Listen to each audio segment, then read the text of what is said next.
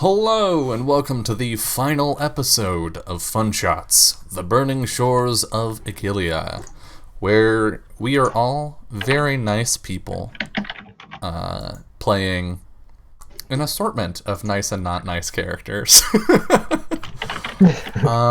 It's been a hot minute since we were here, so let's go around and talk about how we been. Starting with, let me look at the overlay. Sophie! Hey! How you doing? I'm first. Hey. Yeah, I'm back in my usual place. Woo! Because, last time I was at home. But yeah, no, I've been good. Just got back from a friend. And yeah, it's been really nice because it's a friend I haven't seen in a long time. And we had some special things going on. It was great. Yay! Yo, making time for your friends is important. Chat, make time for your friends. But also, don't leave. Stay here on a Sunday afternoon and spend your time with us, your friends. Well, awesome. I'm glad to hear that, and I'm glad that you are back to the land of equipment and not freaking out about figuring stuff out last minute. I can mute myself now. It's great. Woo! Amazing. And I can use headphones. Oh God, yeah, I forgot. Yeah, it was me trying tons of sets of headphones. But no midstream steak delivery, so I mean, I know that's true. Those are the cons, right? It's all trade-offs.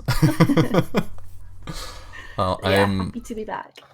I'm happy to have you here, and I'm very excited to pick up with Dahlia because we left off somewhere interesting with her not last week, but last episode. So, yeah, that's going to be good. Jolie, Hey. haven't seen you in a week. No, it's been so long. Forever. Yeah. I'm doing good.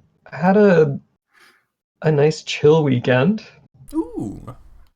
which has been lovely. On Thursday, during our Urban Shadows game on Off the Table, my character went to City Hall to fight for the community that he's fighting for, and then a meteor crashed into City Hall.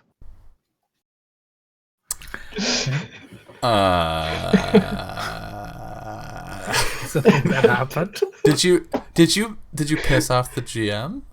I I literally failed let a lot rocks of fall. rolls. Yeah, I was gonna say that's some rocks fall and you die right there. Yeah. But he's alive, maybe? Question mark? He called out, spoiler alert, he called out to his mother, who is the queen of the fairy summer court, because surprise, he's actually the prince of the summer court. Oh my God. And got pulled back into Arcadia at the very end of the episode. But he was dying, so Oof. yeah, it was really awesome. That was such a fun session. It's really cool. I didn't expect it to go there at all. No, me neither. But it still made sense because my character kept getting warned that there was a great blue spear in the sky, and Yes, I kept putting off looking up at the sky. Matisse would be like, "Are you gonna look up yet?" And I'd be like, "No, I still have some other stuff that I have to do." So It's like serves me right. It's like when you're playing a video game and you can tell by the level design and the quests that it really wants you to go somewhere, and you're like, "Oh, I'm gonna go do everything else first." Yeah. I was like, I'm getting there. We were building tension towards what this blue spear in the sky was, and then it crashed into the city hall. Those are both groups in a nutshell, though. I'm holding up these huge signs. Nah. Well, I mean, if you think about it, every time you get a quest and they're like, help me, I need you to get this medicine soon or I will perish, and you're like, okay, I'm gonna go do 30 other quests for about 10 hours and then I'll come back and help you. You come back and they're like, thank you, traveler. Your swiftness is appreciated. Time was no consequence. Yeah. I feel like I don't know what it is, but there are certain games and certain groups, like even in role playing games, where that mentality sets in, where it's like, no, I know what's coming, and I don't want to go there yet, so I'm gonna go everywhere else first. That's so good, though. I mean, I didn't know it was a meteor. I like, especially with that setting, a blue spear in the sky could have like been anything. It is the spear signal. Yeah, but that was cool. It was really fun. Awesome. Yeah, I'm excited to give Urban Shadows a try, through one of the podcasts on Off the Table. I think casts have been announced, right? Yeah, casts were announced. Yeah. I'm on East Pseudo Beach, which is objectively the best of the podcasts. That's the cover art that's like gray and like kind of grungy, right? The one with the lighthouse. Oh, really? Yeah. For some reason, I thought small Cape town. Lorelei was like the pretty, like dusky one, Right. and then East Pseudo Beach was like the grim. Yeah, grim one. we've got the lighthouse is a pretty central location in East Pseudo Beach, so I'm pretty sure that one's ours. It'd be Yeah, that weird makes if sense. Summer was like, we're putting a lighthouse in the Cape Lorelei one. But I'm playing a disaffected college dropout video store clerk as my character. You're the aware, right? Is that the playbook you took? Who knows? Okay. It's a mystery. Right. No spoilers.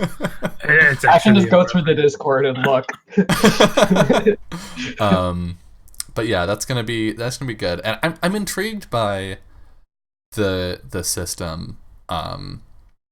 It looks really cool. There are some things that when I was working on the Monster of the Week one shot, which is coming soon, TM, I was thinking that the setting might work better with Urban Shadows, except that I feel like Urban Shadows leans really far into like a sort of Monster Heartsian space where you are a monster, probably. Like, most of the party are supernatural people or supernatural creatures and not humans. Whereas Monster of the Week is like, you're probably people. There's a chance you also have other stuff going on. Yeah, and also Urban Shadows, like if you're wanting the flavor of like a party, like Urban Shadows isn't really like a game that like pushes people to be friends a party unless they really want to be. But I feel like our East Pseudo Beast crew is gonna be pretty party tight. Like we've got It's going to be some interesting. conflict, because that's how the bonds or whatever they're called in this game are. The debts. Yeah, how the debts are written. They're written in a semi-antagonistic way. But I think the way we've set ourselves up, we're basically a party with some tensions. So Drama. Yeah, it definitely facilitates that. So yeah, that'll be fun. Matthias, Hey. besides dropping rocks on your party, Honestly, I had a move written to resolve how the council would decide and to give the player agency about it, and to choose where like all that stuff would go.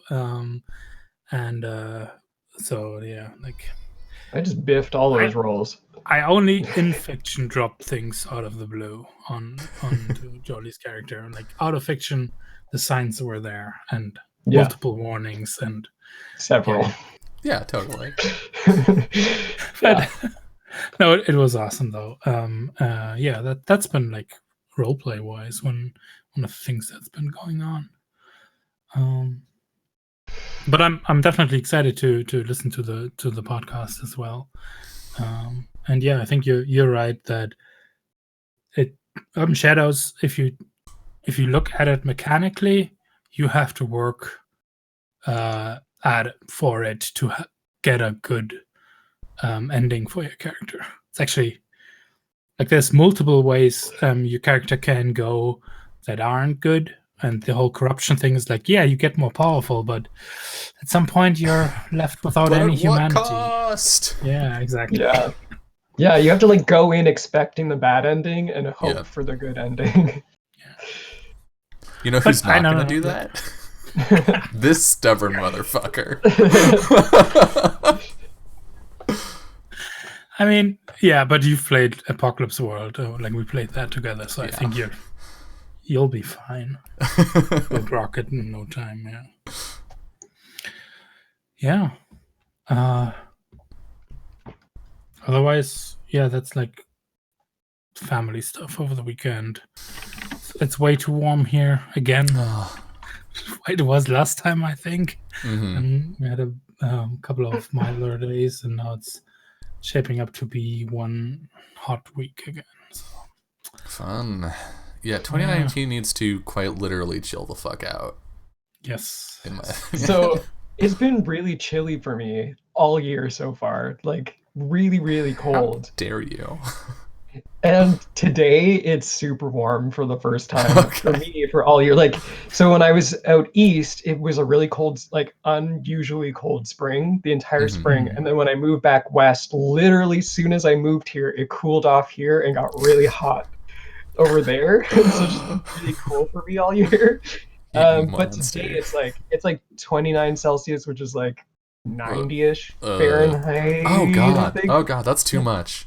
That's like, that's yeah. way too hot. It's Yeah. 25 here. That's 84 Fahrenheit, which is still a lot. Yeah, I think plus like a humidity too. So Yeah, that's no bueno. No thank you. Hard pass.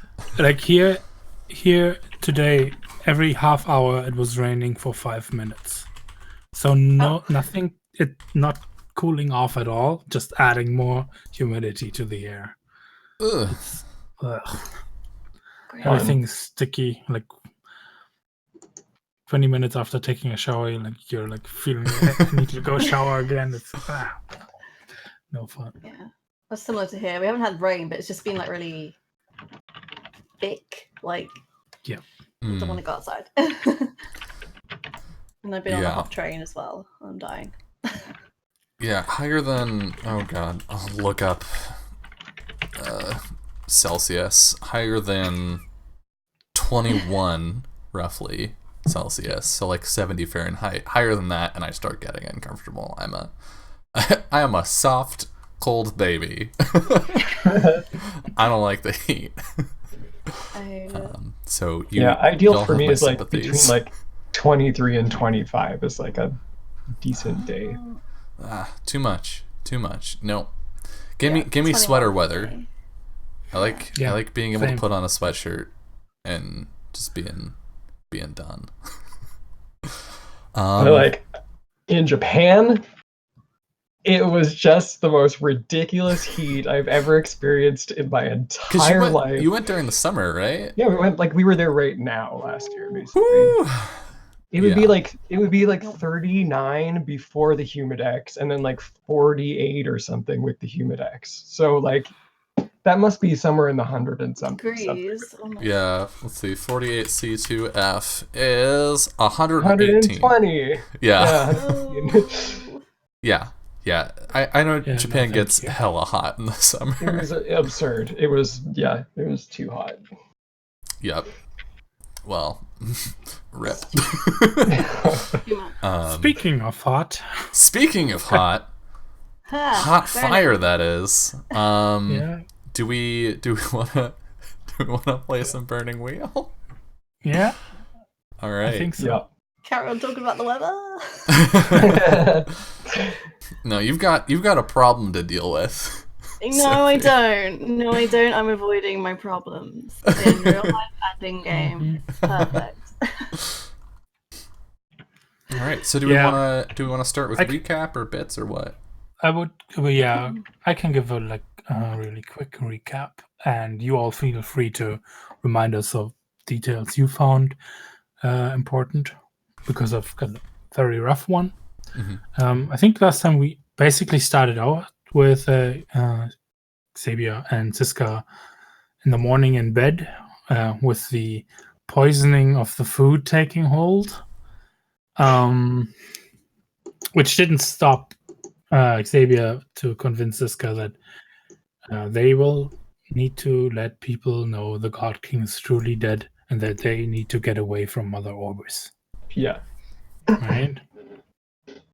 Then we saw Henren with Dahlia in tow, going to Xavier to, like, after the events of the situation worsening in the refugee camp. Just as I predicted. Exactly. To get to to kind of tow Xavier in to actually get all of you into the city, and to make her help you. And that was largely successful, if I remember right. Like, it wasn't without friction. Yeah. There was some praying involved.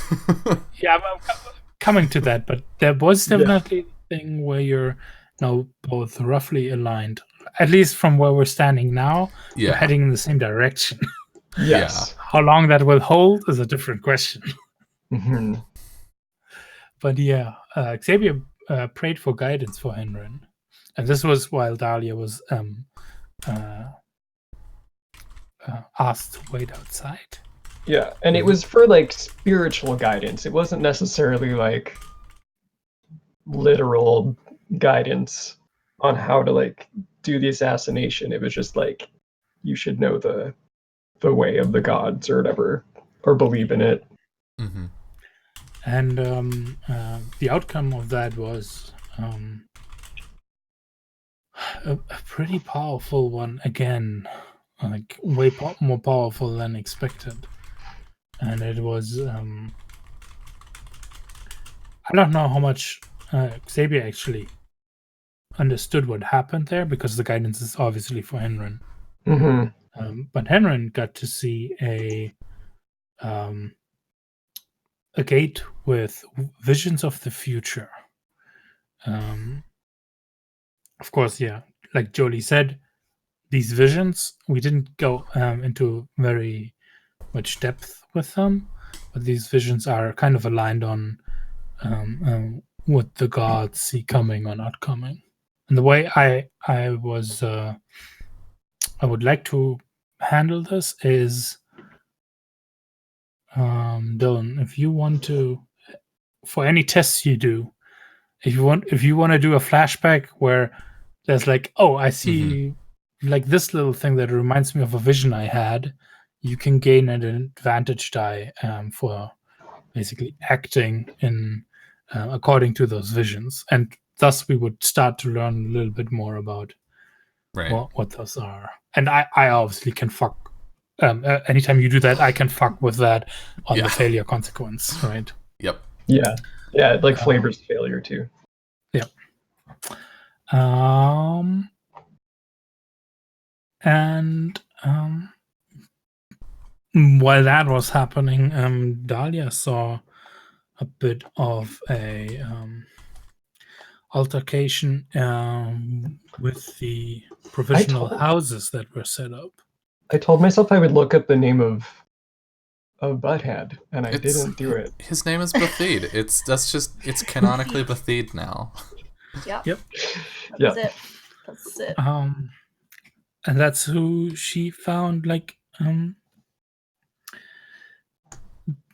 he and a couple of other lackeys of his were bullying some of the shepherd folks out of the makeshift houses that were meant to be community houses for the refugees. And Dahlia went to confront them inside. And I think we left off when she drew her sword. Yeah. Yeah. Good luck. She was trying to be as pacifist as possible, but then, by the blood wound. Yeah. And I think that's when where we should review your bits, beliefs, instincts, and traits. Mm-hmm. Woo! Yes, they're called bits, Sophie. Okay. So am I reading mine now? Sorry. Yeah, you can search. Okay. Okay. So my beliefs: because of fleeing Eghilia, I lost my status and failed my country. So now I seek to restore my reputation. To do so, I will keep the peace in the camp and prove myself a good knight. So here we go. Going to keep the peace by not being peaceful. But yeah. I mean, if they're dead, they're gonna be pretty fucking peaceful. True. This is true. It's rest in That's true. peace, not rest in riot.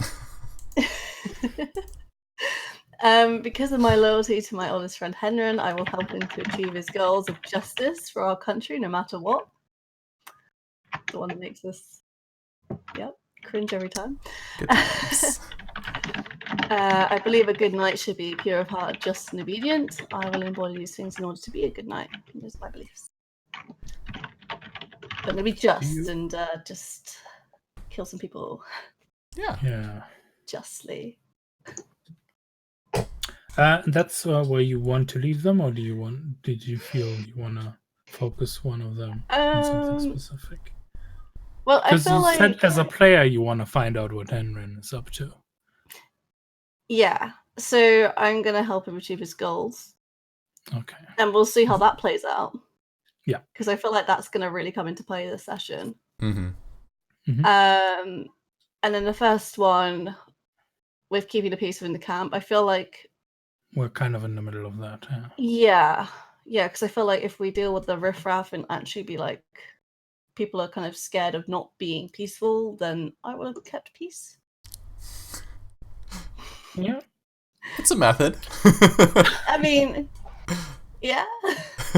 Yeah. Um, So your instincts?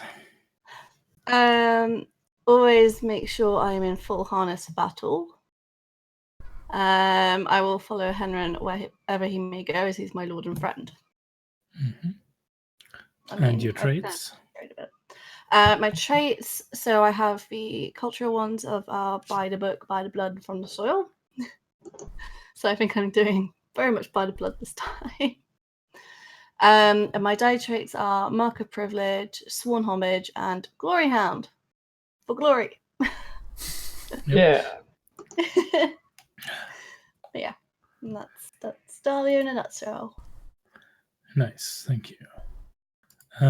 Sister Xavier. Sure. My beliefs are Mother Orbis serves a dead god. Ziska and I must escape her. I will breach the city walls with her and alert the guards of the dead god king's abyss lurking at camp. Jesus. Just gonna throw her under the bus while we're in there. Belief number 2. The god king is dead, all must know or the world will burn. And the last one is Ziska is most precious to me. I could not bear for her to suffer. I will convince the fair knight Dahlia to guard her should our mission turn from worst to worst. Yeah. Instincts. Always persuade the unbeliever of the infallibility of the god court. Never let a man tell me what to do. And never defy Mother Orbis to her face. That instinct's going to be tested for sure. My traits are tonsured, restless, curious, by the book, by the blood from the soil, faithful, and mark of privilege. Nice. Yeah, nice. Yeah. And Henrin. Hello. Henrin's beliefs are: I was betrayed, and my justice lies within Eghilia's walls. Those walls have holes. I will find them. Because Dahlia is the paragon of our people, I will hide my true intentions from her. And finally, this one changed. Zabia is my connection to the god court. I will exploit that connection in pursuit of justice. I love that. Instincts. Never reveal my hand until I'm ready to strike. I always wear my poisoner's ring. And never take a deal unless I'm winning. His traits are your lordship, desperate, murderous, by the book, by the blood, from the soil, mark of privilege, and cold-hearted. Can I just say, I've been thinking about this for a bit now, and your third instinct, never take a deal unless I'm winning, is actually like if we were playing a longer campaign and if we were making use of the mini games, and if we did have duel of wits, where you at the end are forced to make a compromise most of the times.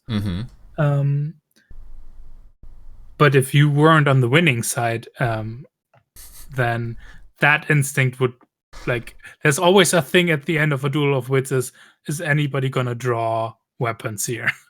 Or are you ready to accept a compromise, right? Do you need to escalate it? Or yeah, Henry would escalate every time he wasn't winning. Yes. Yeah. Yep. So that's a very good thing. Yeah. And I think we kind of need to come in right where we left off, because there is something on the line here with Dahlia.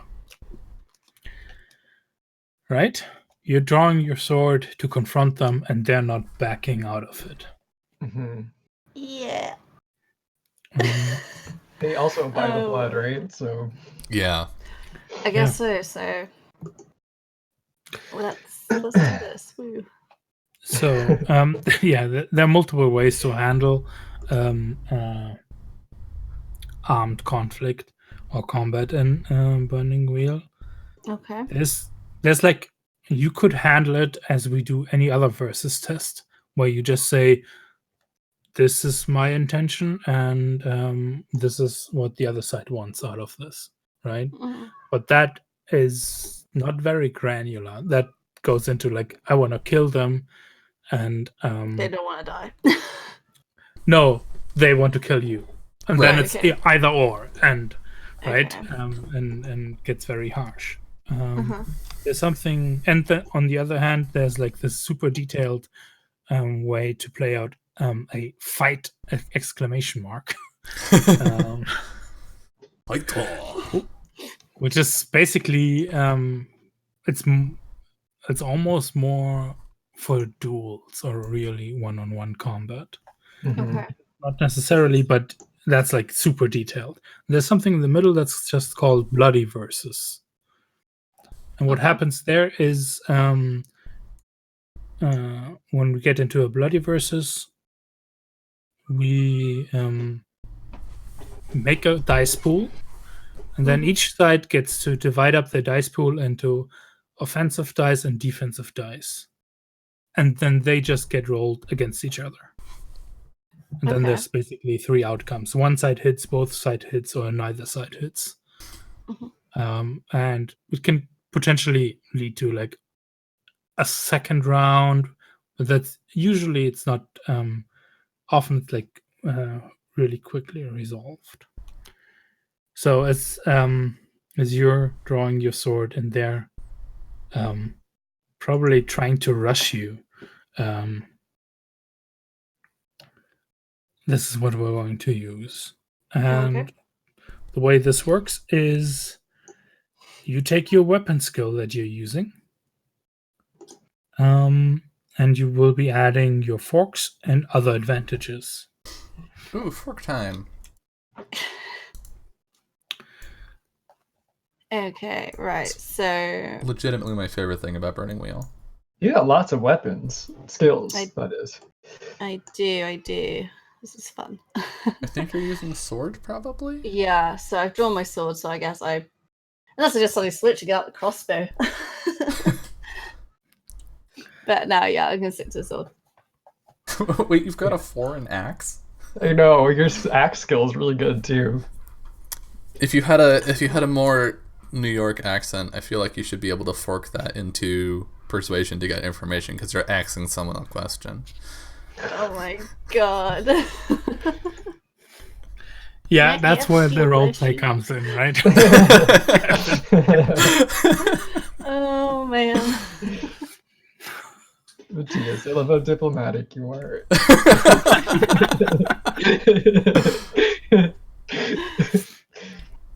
Oh, so gosh. yeah, so it is sword for you.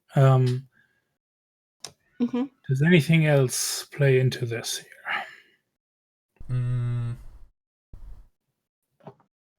I can't believe crawling is a skill.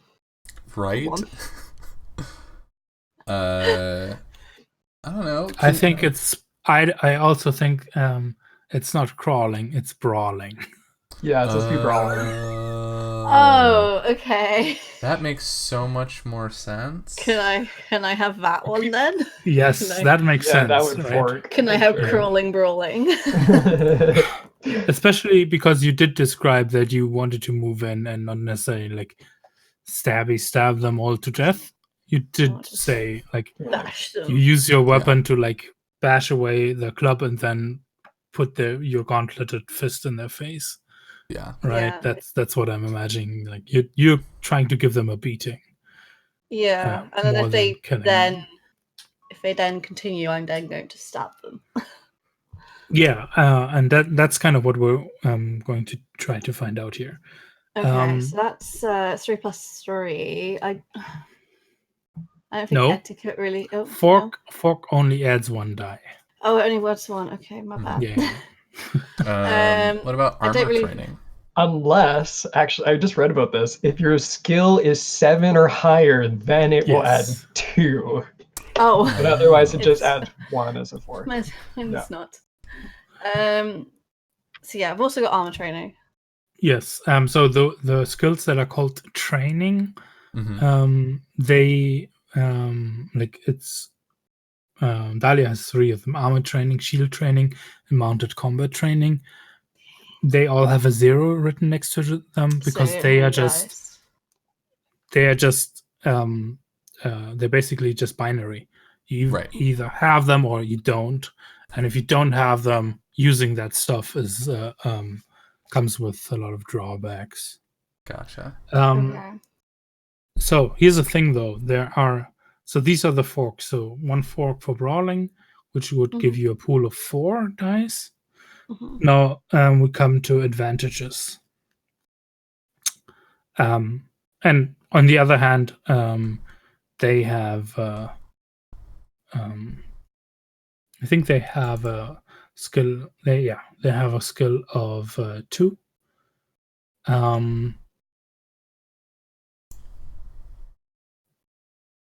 And this won't be fork.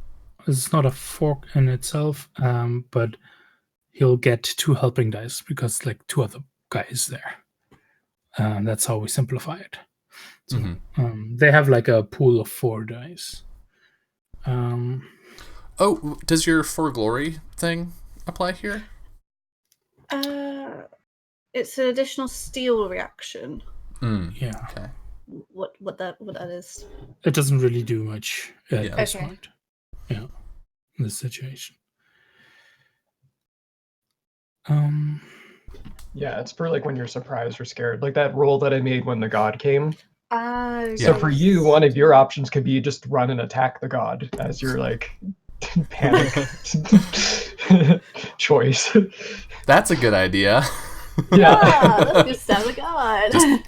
I mean, let's kill they god. Can die. Clearly.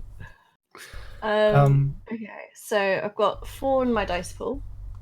You've got 4 in your dice pool. They have 4 in their dice pool, and now we're talking about advantages. And this is where things actually will get interesting. Okay. So there's a question here if a longer weapon might add a +1 die versus a shorter weapon, which might, when appropriate, add 2 dice. In a way, I think this might cancel each other out because, like, you are inside, and they're just using clubs. Yeah, and I have a sword. Yeah. I have a full-on metal sword which can stab them. Pew. Yes. What kind of sword do you have, by the way? What does it I don't say? know. It says on the first information page, I think. Yeah, it would be at the bottom of the information tab. Oh, sorry, am I on it? 2. It just says arms. Oh, I also have I have a lance. I guess we didn't Did you end up buying them for Sophie, Matthias? I have a dog. You have a dog? You've had a dog this whole time? You're the worst no dog idea. mom. I know. I have a horse too. Yeah, I mean, dog could have come in like candy here, potentially, right? Depending on that. Wait. Yeah, boy. I just... Sorry. Sophie, I just looked in your gear where it says armor, plated mail, 5 dice. I feel like that's going to become relevant soon, Yeah. and that's a lot of dice. Noise. So, in general, sword is the better weapon, but we're inside, so like a club is actually more handy if like these aren't like large buildings. I guess you could use axe then, Okay. maybe. And I think you actually have more skill in axe, if I remember off of your I do. skills. Yeah. She did pull the sword though, and not the axe. That's true. So Damn. Should have noted that. Could I here's an interesting thing. If you're fighting versus armor, so when fighting armored opponent, you get +1 die. But I don't have armor. Interesting. So. Oh, wait a second. This is the versus armor that they. No, this actually doesn't apply here. They don't have armor, so that falls flat. So I don't think any advantages for your attack. But I don't think they get any advantages for attack either. Okay. Now, here comes the interesting part. Advantages to bloody versus defend. By the way, this is for anyone in the book. This is on page 426. If you've got a shield, it's +1. Are you using your shield? Do I have a Have shield? a shield? I don't think so. I don't see a think I shield have in a your shield. equipment. No. Oh, just true. have armor. Well, then there's no shield. Great. I have shield training and no shield. Cool. But you're wearing plated chain or something similar, right? Plated mail. Plated mail. Yeah. So specifically in the bloody versus defend, that's +3 dice. Jesus. So you start out on the before you divide up your pool of 4 dice. I think we decided you have. Yeah. Before you even start out dividing it up, you have already 3 dice in defense. Mm-hmm. So let me. Like I should decide first, and then your fellow players can help you decide how you want to divide things up. I think I'll just put this in. Probably it's easiest to put it in chat, like ready to roll. Oh boy. This sounds complex. So the fun thing here, right, is that they can roll all hits, and you can roll all misses. And you just get toasted. Yes, that is true. It's unlikely. It's probably not going to happen. This could go sideways. That's So I've entered like in chat. I'm ready to roll it. The amount of dice that I'm putting down for. Okay, so you have 4 dice you can. For attack. Do they have weapons, these gentlemen? Clubs.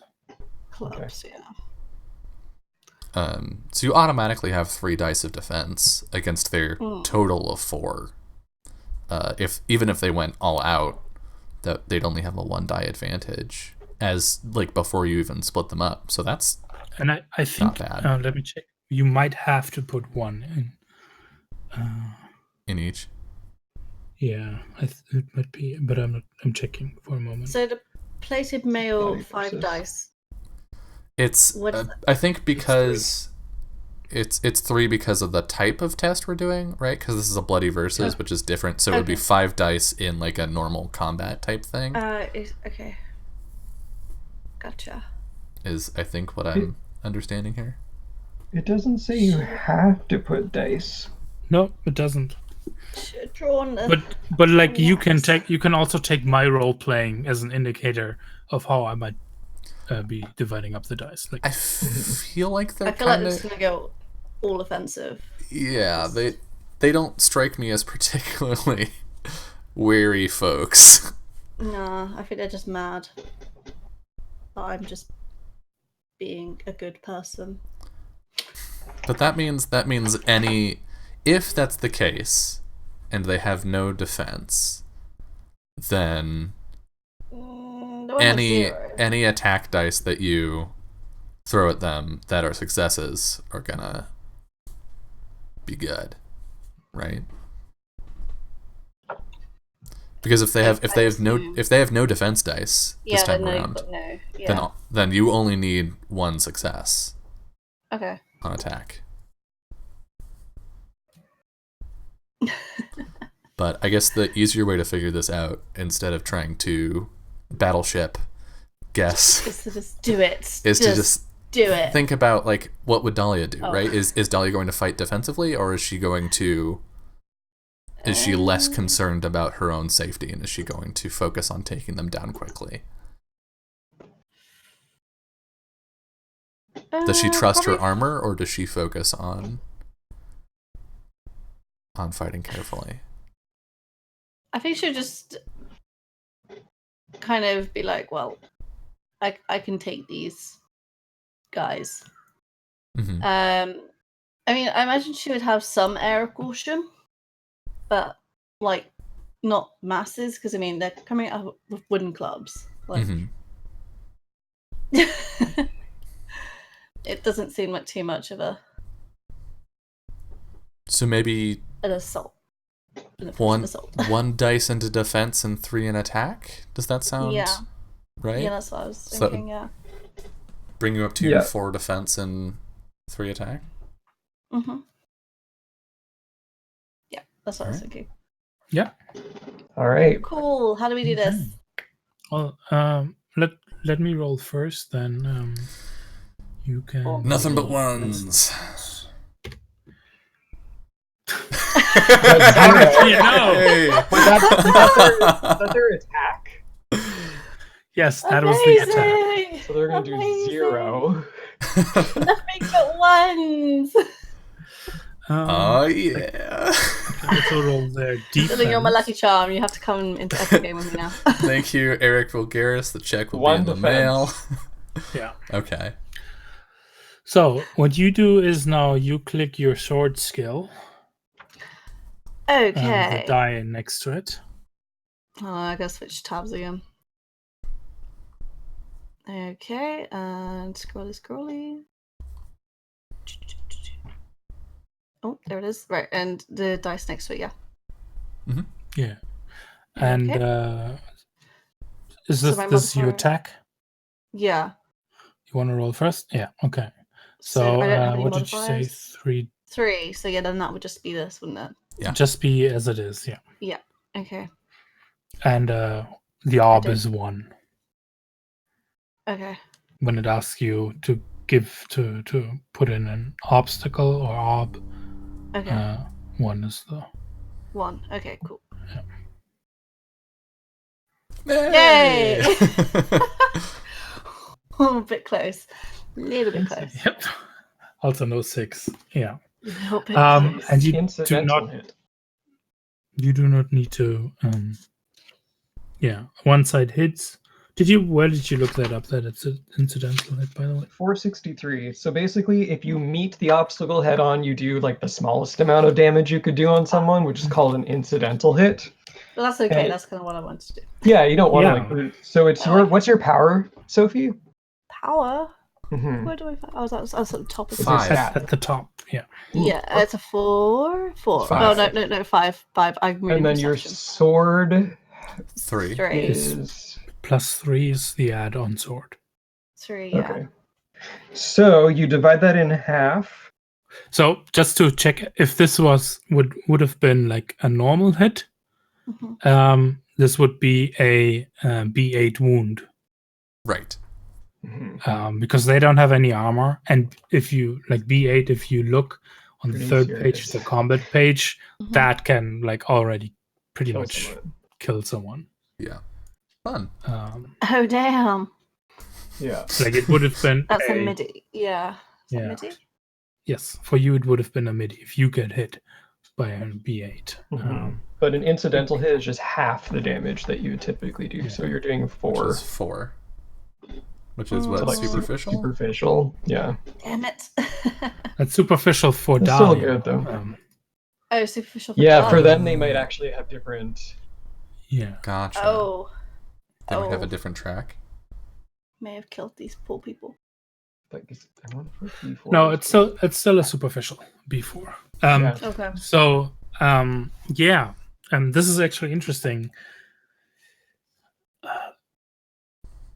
No, you give them exactly what you wanted. You wanted to give them a beating, right? Yeah. Mm-hmm. So you win the fight. Mhm. So we know that's the outcome. You can describe to us how you win the fight, with the understanding that you basically like they're left like with bruises and Some cuts. like a black eye, that kind of thing. Yeah, nothing Okay. too serious, but definitely something that will make them back off, and you're driving them out of that house. What does that look Mhm. like? And like you can like go full out how the fight develops, because you Okay. want it. I have an idea. So how many of them I got? Three, right? Yeah, like at least like Um, 3 fighters, and there might have been like 1 or 2 others who were like, but like, they weren't joining in on the fight. Yeah.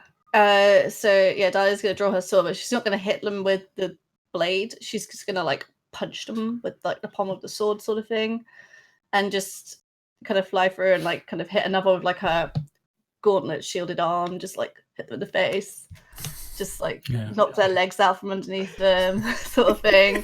Like never actually use the sword as a sword, just like punching with the sword. Sort of like a I like the image of these 3 guys being like, we're gonna fuck you up, and then you just like toast all of them, moving way faster than you probably should be in all that armor. I love the idea of like the last person you knocked out is Butthead, and like you just like the get that nice, you got like a nice moment of you just like putting the sword in his face. Yeah, just like knocking And him then- down, like foot on the chest, sword at his face, get out. And when he like turns tail and runs, like you give him a good slap with the broadside of your sword on his ass. Yeah. Get out of here! Yeah. Awesome. Amazing. Yeah. We are at the top of an hour. Oh. Is this a good time for us to take our first break following Dahlia's Bye. victory?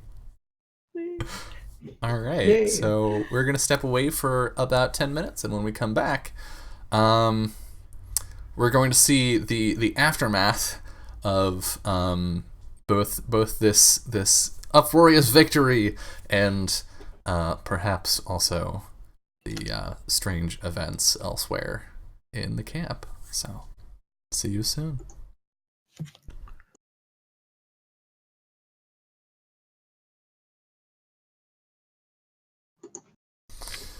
Hello and welcome back to the final episode of Fun Shots, the Burning Shores of Eghilia, where Dahlia is the most badass fighter in the entire camp. And I think we're pushing ahead a little bit. Matthias, Yeah. what's going on? I think Dahlia, like in the immediate aftermath, you've got like well, one, you have a couple of those those people of the shepherd who like come to thank you, right, and recognize, oh, this is someone of your people who like you kicked your own people's asses to preserve the peace, and I think that gets recognized, and that is part of like the immediate, and it's like word gets around, and they help like clean up the mess that's been made and get everything ready. And I think when you then next look to find Henrin again, you have some people pointing you up towards the road and where the inn is. And so you hike up there, and so here's a question: did you, Henrin and Xavier, did you say? Do you still want to use the innkeeper to come along, or did you I think it could have also been convinced, yeah, you're going to come back, so you bring back the card, but Well, I think what we were saying is it's less that the innkeeper is driving us there so much as someone who supplies the innkeeper, who brings stuff out from the city. We're just going back on their cart. Yeah, that makes sense. Yeah. So yes, they've got a driver who does that stuff for them, and I think they're getting the cart ready, mostly with some empty boxes and barrels and that kind of thing.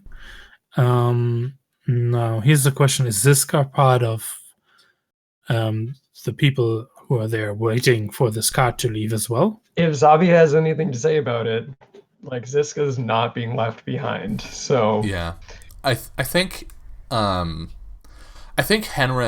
was good, now that we're on the same page, let's go now.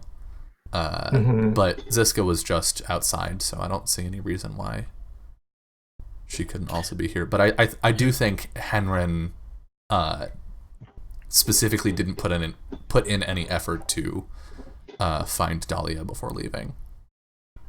Yeah. So yeah, and Ziska, we established that enough that Ziska's in a I'm following Xavier mode right now. Things haven't after changed the last roll considerably. Yeah. Yeah. So yeah, Dahlia, you see that, and they're looking to ready themselves to get on that cart, which is Henrin is wearing his armor, saying this live on stream where people can hear me. What do you do, Dahlia? Or how do you approach them? They look like they are about to leave any minute now. Okay, so yeah, Dahlia's gonna run after them. They're not gone yet. It's you hiking up. Oh, okay, yes. No, she's walking then. She's chilling. She is a knight and is noble, so she's not gonna run unless she has to.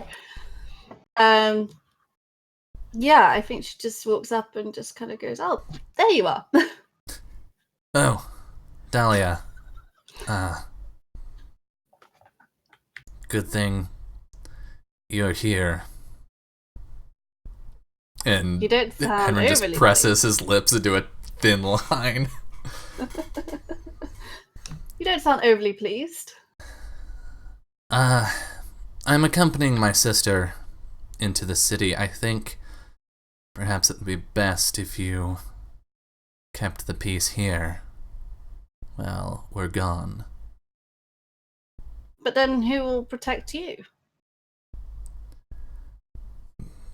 He just sort of looks down at his armor. I think I will be significantly safer inside the walls.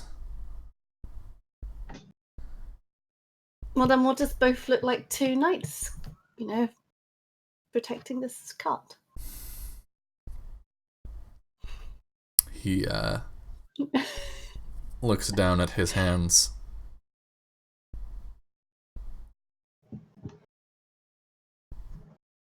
I need to speak with you, Lady Dahlia. And he starts walking away from the cart. Okay. She follows. That's fun. He walks a couple paces away so he's out of earshot of the rest of the group. I don't plan on coming back from the city. Then I'm definitely coming too.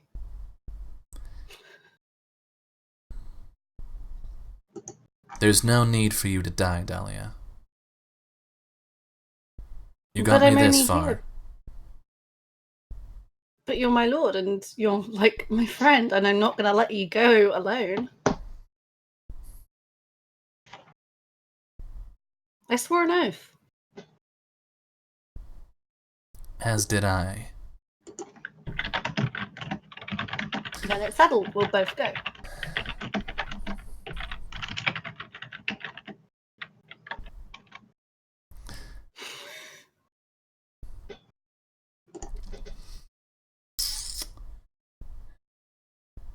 You can't dissuade me from coming. You know how the people in the camp are sick.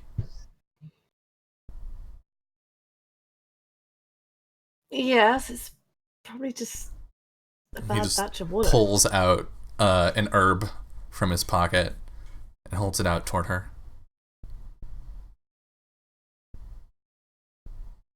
What is this? And she probably knows, but like she's just like Just a little bit of fenwort in the water. Not enough to kill anyone, but enough to make people ill. You put it in there?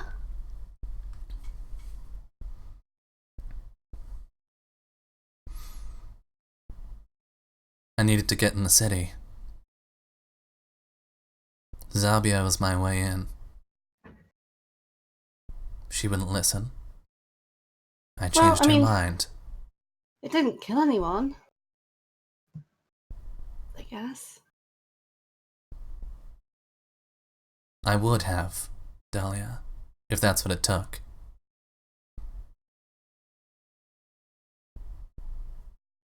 I swore an oath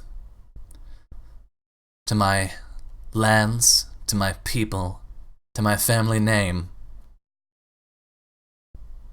and damn all of it. I would kill 1,000 souls to get inside those walls. Well, we don't have to kill 1,000 souls. We can just go now. We don't have to kill anyone.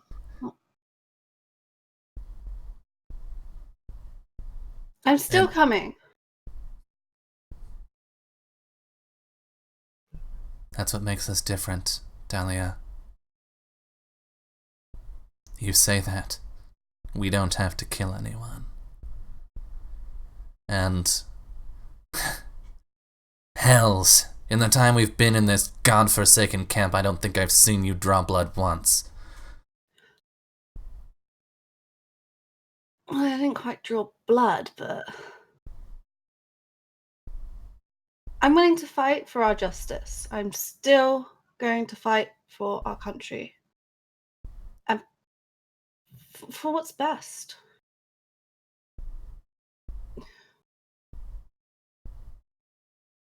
He looks over at Zabia. What's best for whom, Dahlia? Yeah, if you do see Zabia, she's literally leaning against the cart, and Ziska's patting her head with like a damp cloth. She's still not doing well. Oh god. You are a good person. You're a good knight. You deserve a good lord. Well, I didn't have a choice in that matter, really, now did I? But let's go and save everyone.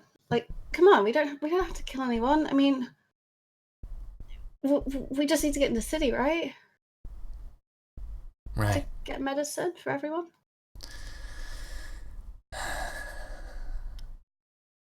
It would be more convincing with two of us. You're right. Of course. I think this might be a test. I think I'm trying to lie. Yeah, I was thinking, waiting if you're like what you two are doing or where the intentions might be. But yes, this might be a falsehood test.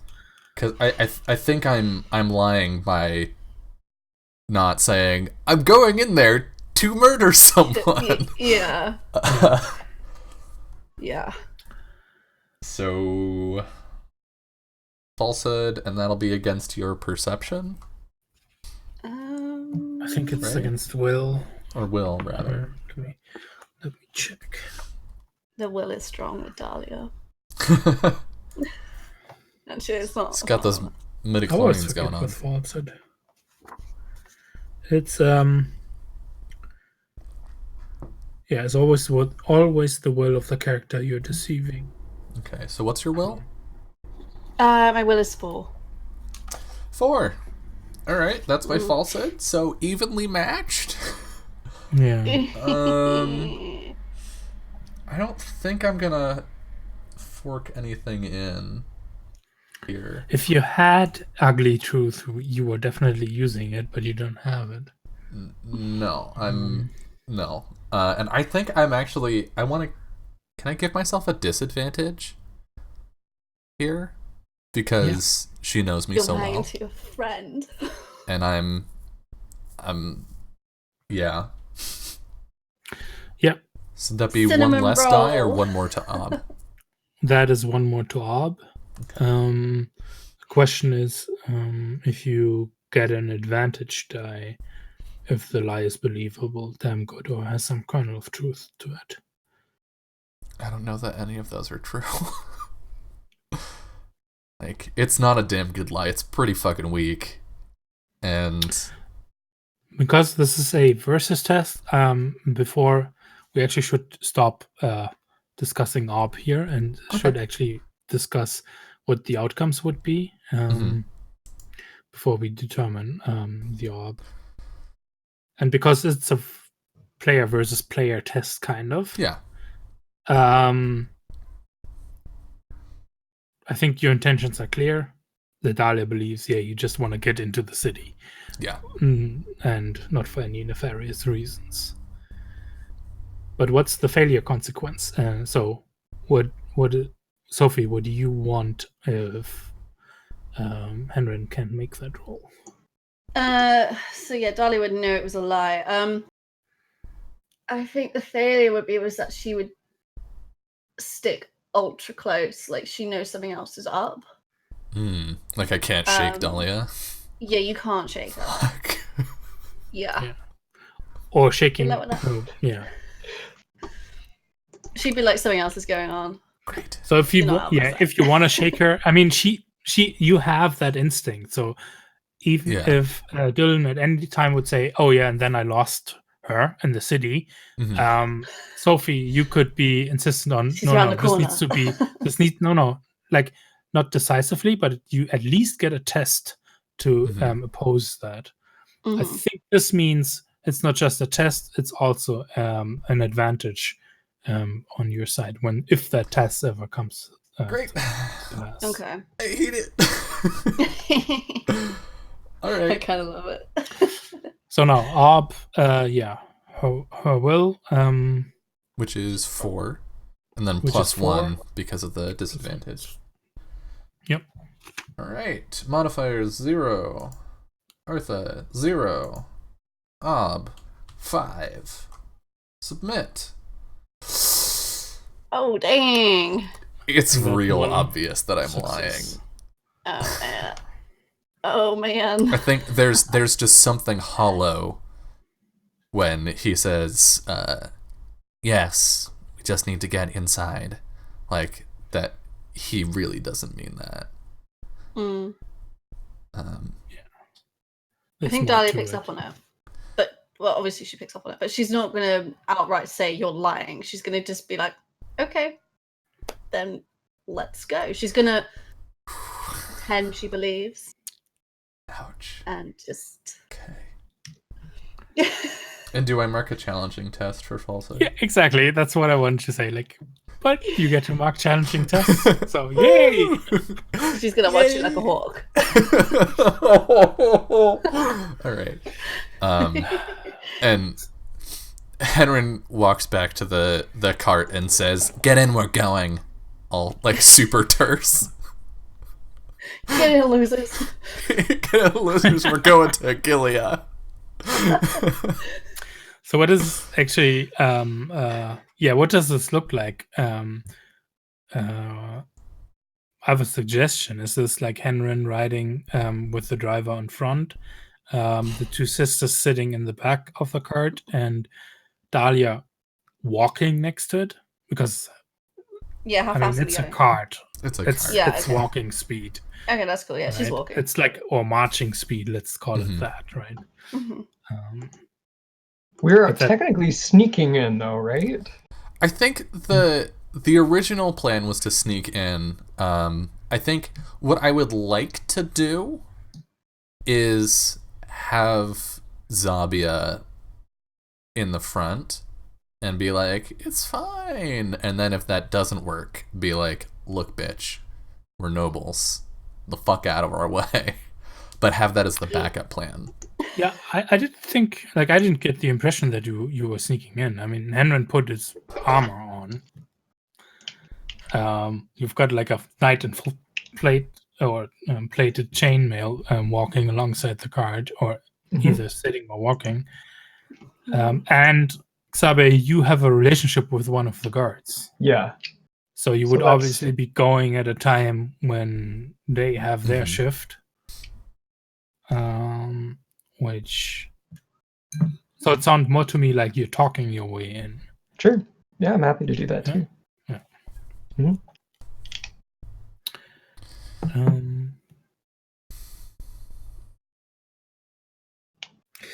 Yeah. So it's Sabia in front, and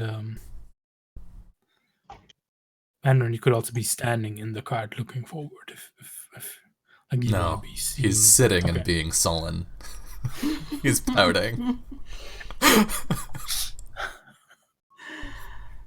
Nice. And I think the line into Eghilia, like with the way the Egilians have managed everything, is actually fairly moderate because most people do not get in. It's basically only merchants that are even really considered, and Egilian citizens.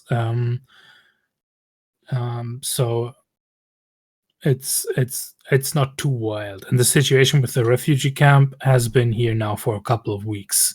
Like things have I don't want to say become routine, but there's a certain way to go about things. It's ordered most of the time, and I mean, yeah, sure, you still have people trying, and then like getting kicked out by guards at least a couple of times a day, and all those things. But yeah, I think they've like set up a perimeter in front of the gate to sort all of that out. Anyone coming close to the gate. So who's that guard that you have a relationship with? Can you tell us a bit about him? Yeah, his name's Gotthelm. Our relationship is forbidden, obviously. That's the one tag that I took for it.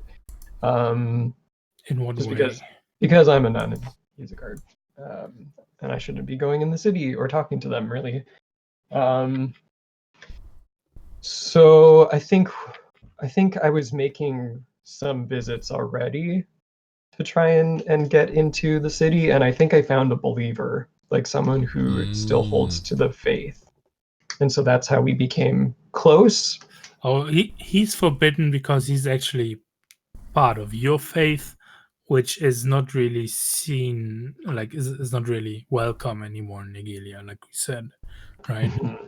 Yeah. Like that particular line sect of the god cards. Yeah. Yeah. Mm-hmm. Yeah. So I don't know how we would arrange to meet. Like we could just stroll right up to the front, or if this is a thing where I prearrange to like meet him away from the gate first, or because he's your relationship, you can frame it however you like. I'm not like, and we haven't set any precedent here, so I won't be like, you framed it the wrong way. No, I gotcha. Yeah, that's nonsense, right? I think what we do is there's a spot where we would meet. out of like the eye line of the gate near a tree. So like the guards at the gate wouldn't really see this area super clearly. Maybe just over like a hill too. And there's but- obviously like I described this, in front of the gate. There's also this where things get sorted out, where there's like the different lines. There's a line for the citizens, and there's a line for merchant carts, and then obviously merchant cart need to be inspected, so that you're not like smuggling people in and that kind of stuff. Yeah. But yeah, there's like a before you actually head the cart into that line or whatever, there's a chance for you to meet with him. Yeah, it might even be a spot like maybe on one of his posts that he regularly stays at. It's a spot that he could see, but not necessarily the guards that sit at the gate. So that would be his way of knowing that I'm waiting for him, and then he would come down and leave the city and come to that spot if he saw me there. Yeah. So let's say that that's where we park our cart for now, is in this sort of like slightly obscured area, so that he can meet with us before we go to the front of the gate. And see if we can get him on side, at least, before we get there. So yeah, I think I think it's probably really sunny today, and we're parked under this one tree in an otherwise like very like bright and sunny spot. And Zabi is like sweating, but not because it's hot. Sorry. Yeah. And I think he's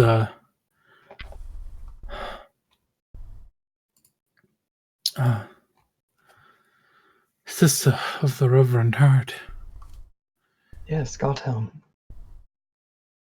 The court smiles upon you, my child. It is good to see you. How are things in the camp? Are you doing all right there? She sort of is like, yeah, I look like a mess, right? It's like the face she makes. And she wipes her brow. Some grave news has come to Sister Ziska and I. I don't know how to tell you this, but we received a sign from the gods. A sign from the gods? From the god Jester. She comes forward and takes his hands, like. But this must be good news. The god Jester smiling upon you. Your face tells a different story. What is it, sister? The god Jester wore no smile when he visited us.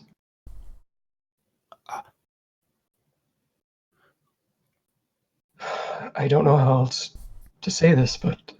To say what? Our god king is dead.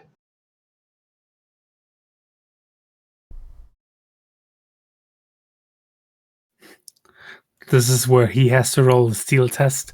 Probably. And like just stands and drools for a couple of moments and just looks at you. You can't be serious.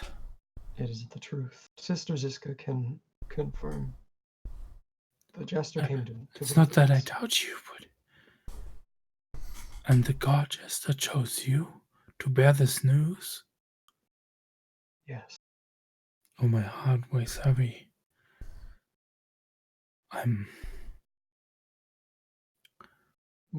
Ever since the news came, the camp has fallen quite ill. I imagine that has reverberated. Things are... And they sense his death. Things are tense. We hear the war is drawing closer. But we do not know what really is happening. This is scary. The war is a Sister, lie. How can I help you? The war is based on a lie, and it is time that people know the truth. But I can't do that from this camp. Mother Orbis. She still serves the God King, apparently. Have you not given her the news, then? No. I do not know what is best in these matters. But... And he like kind of looks over his shoulder and it's like, I cannot stay away for too long. But how can I help? We need to get into the city. I see. And We need to as... spread the word. The God King is dead. All must know. All this world will surely burn. You have to be careful talking of these things inside the gates, inside the walls, sister. There's no one. People do not look upon us. They hate us goodwill. because of the war. Yes. If we can end the war, if we bring hope. And he's like, yes, I can get you inside, I think. But who's we? Is it just you? No. And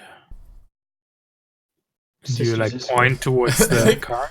Henry finally stands up and goes, "Is this your man? What are we waiting for?" And this is like where mark of privilege comes in. Like he immediately is like clocks you as a noble. A noble with the knight. Clearly related. Yeah. Siblings. And then he feels his entire life fall apart around him.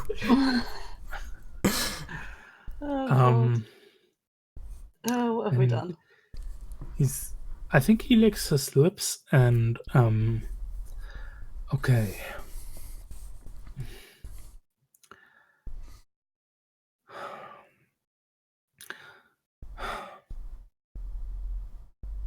There's something I can do. Yes.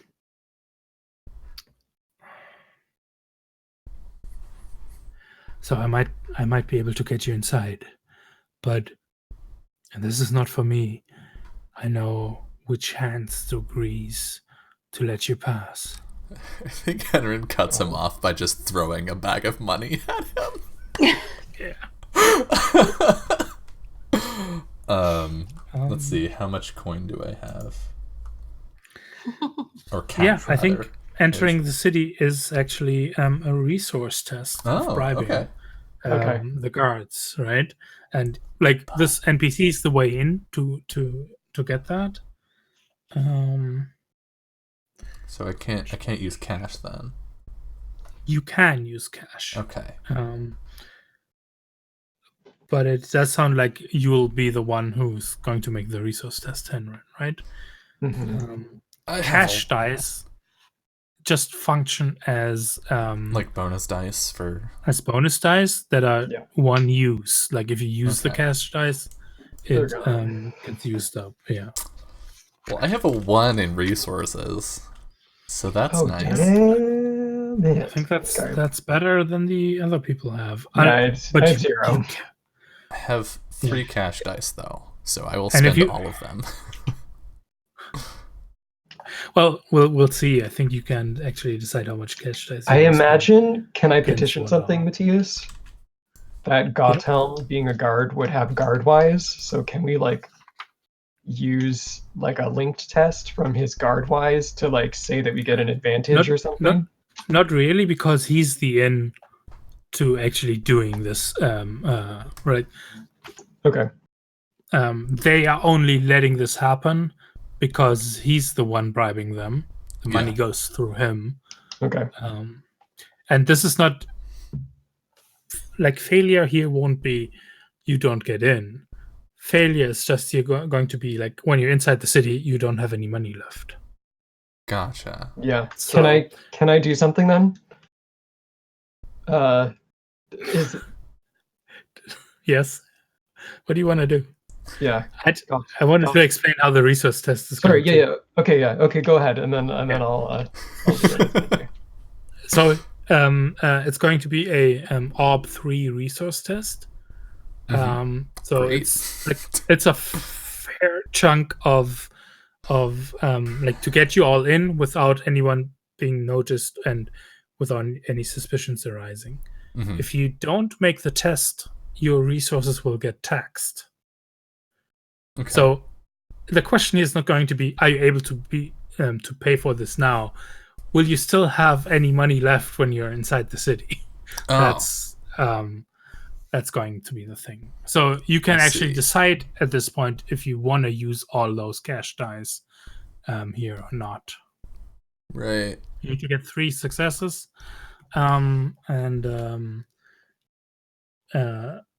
I can see that certain, like, I don't know if Dahlia doesn't have any resources either, right? So the thing that I wanted to do would have been before the resource test is made. Mm-hmm. Yep. Which is? Let me just. You want to use a. Is it God time? Is it possible that I will? Well, let me roleplay it, and then we'll. Is there a potential that Gotham also has resources? Oh. Yes. Let's roll. Like I want to roleplay it. Gotham. Yes. We have been on the road a long time. The money that we have is all that is left. And the God Court would surely smile upon you and your soul. If you were to contribute, it would mean so much to us, and certainly to the God Jester who guides us now. And really what I want is for him to use his resources instead of using Henrin's resources for this test. Oh. Rude. So sorry, not just helping. But yeah, contributing resources. Making him go broke instead. Yeah, basically, yeah. Yeah. Jesus. Wow, yeah, that's kind of evil. I didn't expect that. I'm not trying to be evil. This is like, we need money still. Is that suasion? Yeah. I mean, it's let me think about what the failure consequence here is. I mean, she didn't lie to him. She was just like straight up, like, we don't have money. Can you help us? Which is not true. Henrin's got money. Henrin has money. Like, I still want to use the cash that he's thrown him, but just like, I want him to also contribute to this. Oh, so like half and half, or not? No, what you originally said was that he uses his resources. Yeah, but plus the cash dice from. Not that he lends like a helping die.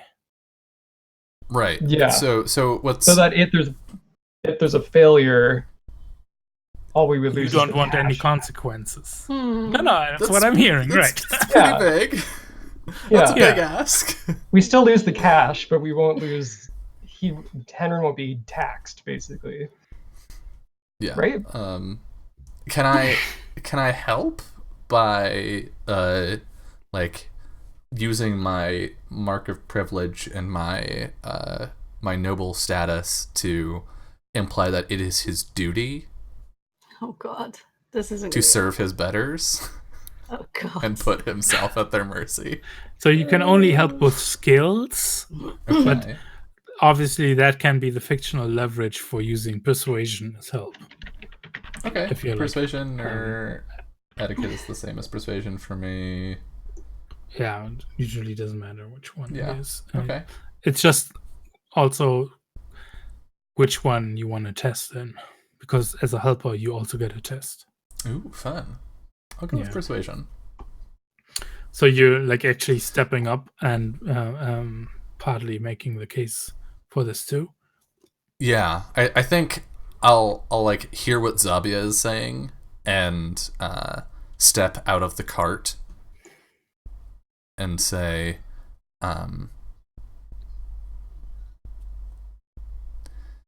if you are a pious man, Gothelm, then you should know the guard's position in the hierarchy. He serves Gothelm.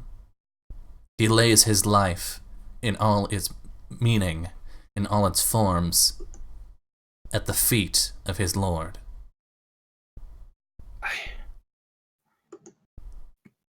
But I think he's flustered a bit. So here's the failure consequence. Failure, he's gonna rat you out and you're gonna be arrested at the gate. That's fair. Great! Yeah. Oh no. Yeah. Okay. Da-da-da-da. I feel like Dahlia can't really help. I mean, she's just. Are you willing to accept that before I name the op here that you're going up against? I mean, or yeah. do you want to I'm back fine out with of this and actually handle this via resources?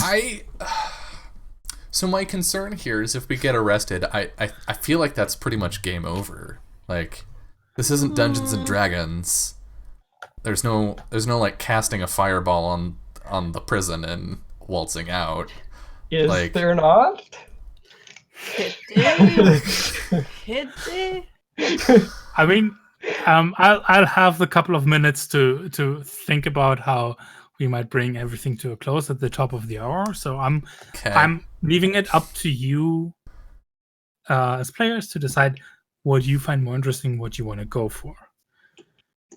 I'm just saying, like, yeah. Is this worth not getting getting taxed? I'm happy to go broke. Yeah, okay. If that's what happens. Like, I have no problems spending all of my resources on this. Okay. Can we role play out like what he says then that like takes us away from that avenue since we already set it up? Now you as players are deciding to back out, so you have to play yourself out of this situation. Yeah. Like, but like, what is so? Okay, so Gothelm is like flustered and is like, but yeah, my duty lies to the city, but that is.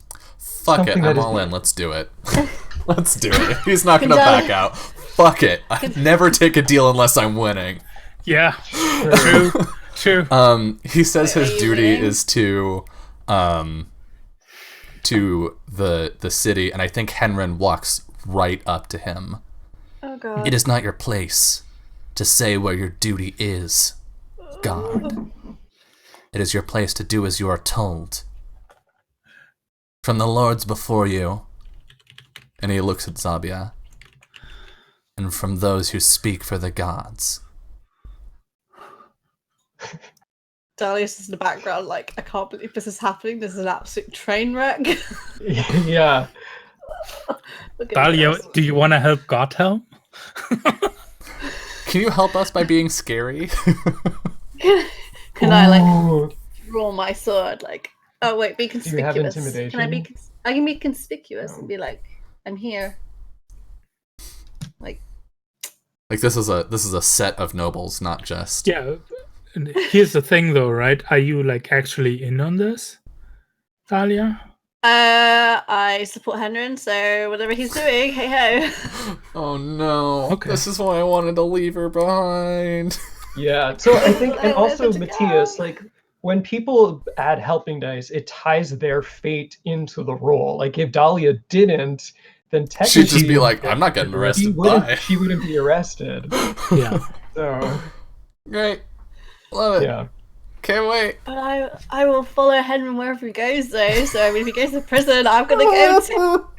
And yeah, like posing near the cart is definitely conspicuous. Yeah. So if you've got conspicuous, Okay, you can. so there's- that. Yes. Okay. So what's the ob? So the orb is his will is 4.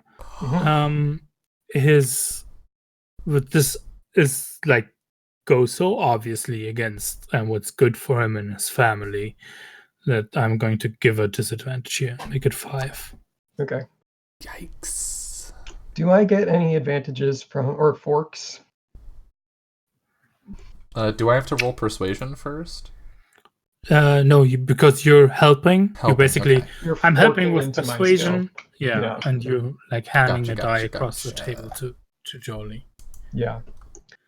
Love it. Hate it. I mean, this is great. Yeah. What's Oh, your wait. suasion, Zabia? It's 4. Okay, so with 2 helping dice, that means you're already at 6.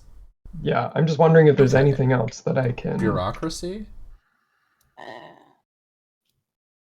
Yeah, you can't use offer until you actually throw. Or doctrine? Perhaps?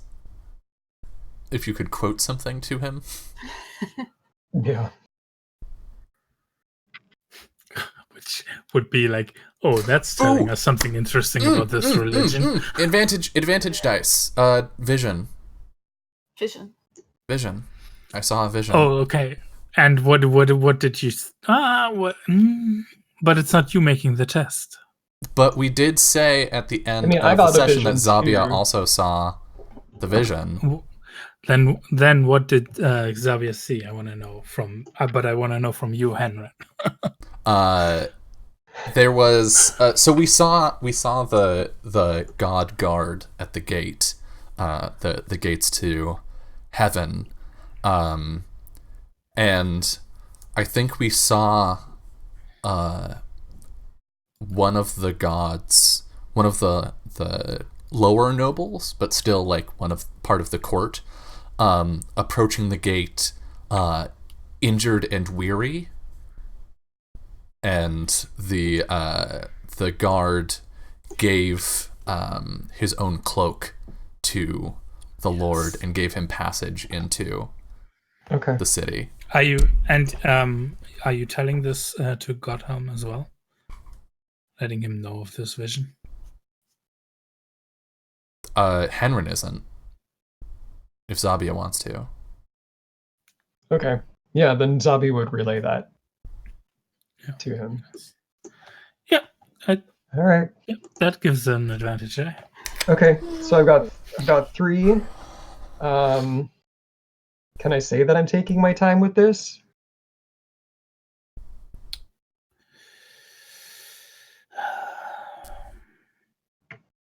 I don't think so, because the difficulty here is right. Like, I don't see the time. How would time play into the failure of it? I mean, I could see That's fine. time like wearing him down, and if we fail, like people come, because he said that he has, like he can't stay here forever, and if he stays too long, then they'll be suspicious at the gate. So perhaps the failure consequence for taking extra time is people come to us here and are like, "Yo, Godhelm, where the fuck were you?" Yeah, but is that actually because the other thing is just like we go forward with this and then you're arrested at the gate. Right, but if The Godhelm gets in outcome feels trouble, similar. if Godhelm gets in trouble as well, then that puts extra stress on Zabia's relationship with him. That's true. Like him ratting us out is one thing. Him being like, "This is beyond my moral threshold" is one thing, but him getting thrown in prison for a thing he already morally disagree with. Yeah. Agreed. Yeah. Yes, that's even ouch. Or worse. That's a bigger ouch. Why are you being so mean to Godhelm? Okay. Yeah, why do you get Failure consequence turns out he's actually one of the gods himself. Had it in his name the whole time. I'll tie in one persona and I'm just gonna roll. Okay, let's go. Okay. Obstacles 5. Oh my god. 6s. I'm scared. Ooh, No. 1 6. There's 1 6. Oh, just Come six. on. Oh, Are you using a fate? Oh, I'm definitely using a fate. No, it doesn't work.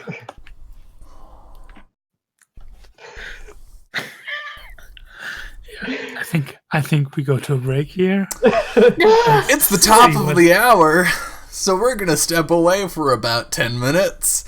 And when we return, we're going to prison. See you soon. Don't go anywhere.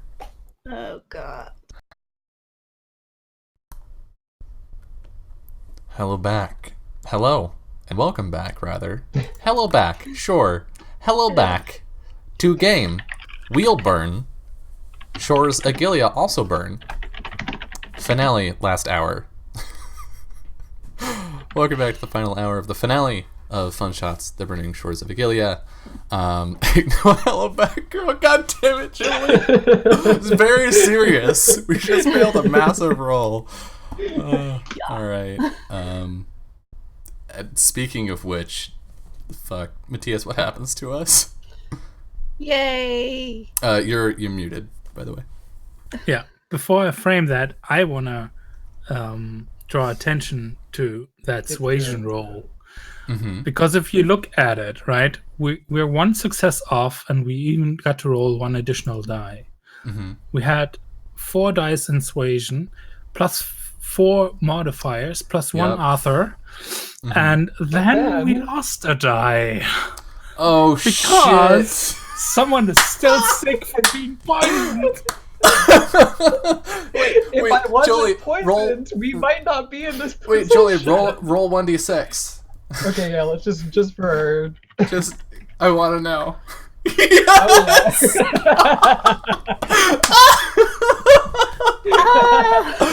I screwed us so bad. Like you said, being evil finally caught up with Fenrir. It really did. You ruined it. Wow. Shit. So, because I think what we get to see is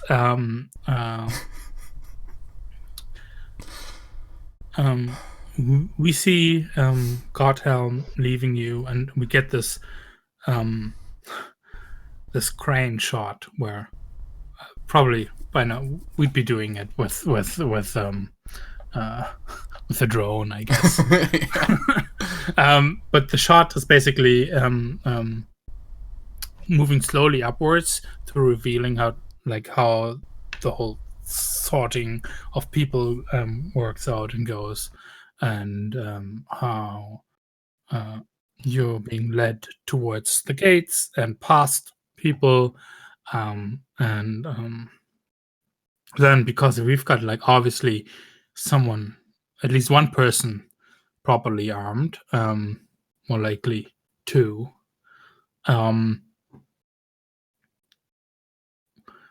when the guards suddenly surround the cart, and there's some with raised crossbows, someone stepping up and immediately taking Dahlia's arms away, and we get this montage of you all being pulled off the cart and being shuffled into the gatehouse, and further down there. Godhelm's going to prison too, right? Just to be clear. Yes. Okay. Yes. And that's also something we see that after they've secured all 4 of you, because this guy's also there, right? And probably the captain also, this is the cart driver, and the captain also points, and we see the captain also pointing at Godhelm to be he's making he doesn't leave anything uncrossed here, and you find yourselves thrown into a holding cell inside, not inside the walls, inside the wall, basically, right? Which is part of the gate complex. Your weapons taken off of you. There's no time to actually remove your armor at this point. So you still got that on.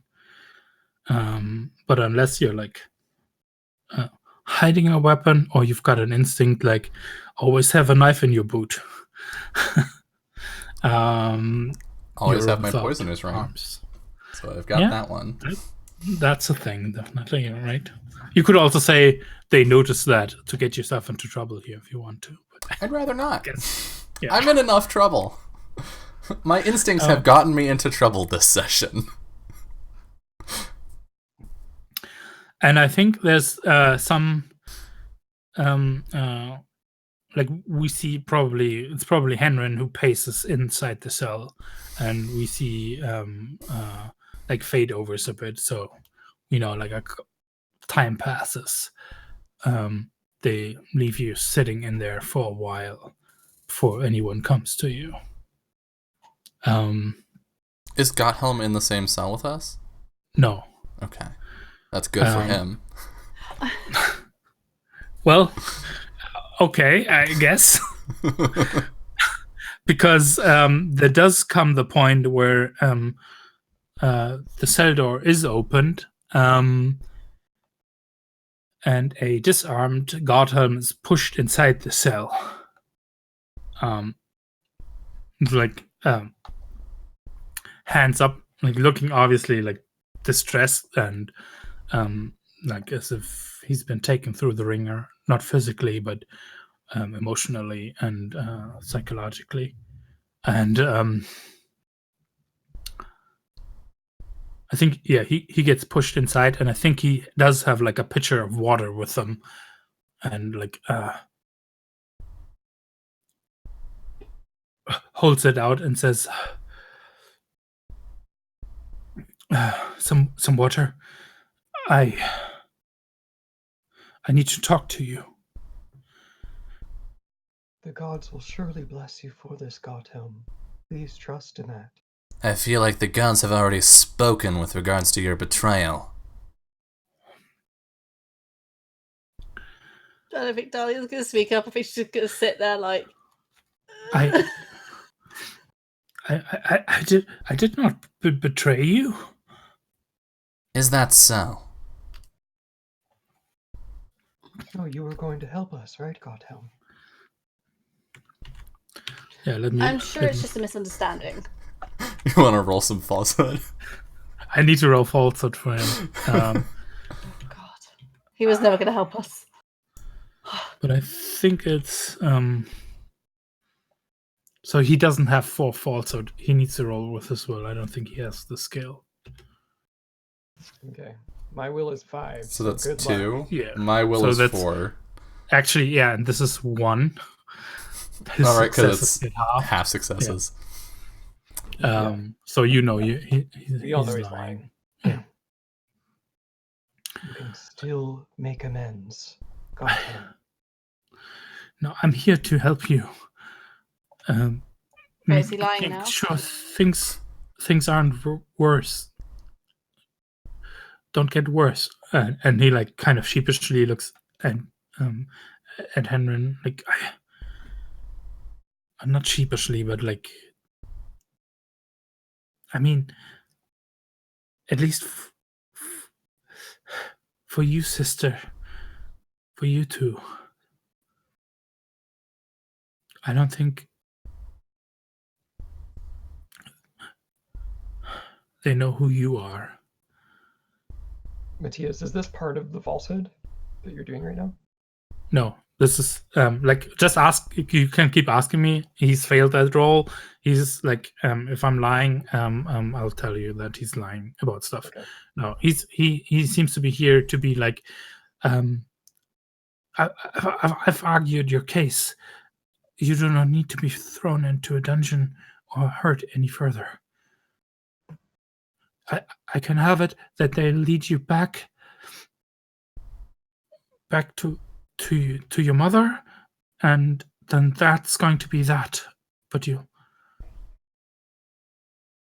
The mother serves a dead god. That's not an option.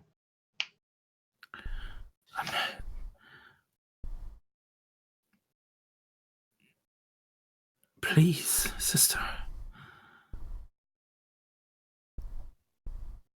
No. So, Gotthelm, you think I will end up in a prison? And Henrin's smiling. Oh God. You think that you will walk away from this with your head still attached to your shoulders? What? No. No, I've lost my position. I've lost... You have not begun to lose. Good man, Gotthelm. I think he like backs backward towards Henry the doesn't... closed door. Yeah, Henry isn't moving. Oh, you have nothing to fear from me. But when Emery hears of what you have done, oh, you will not live long. What are you saying? I am saying that I am Lord Henrin of Skogland, last of my family. Friend. You don't count.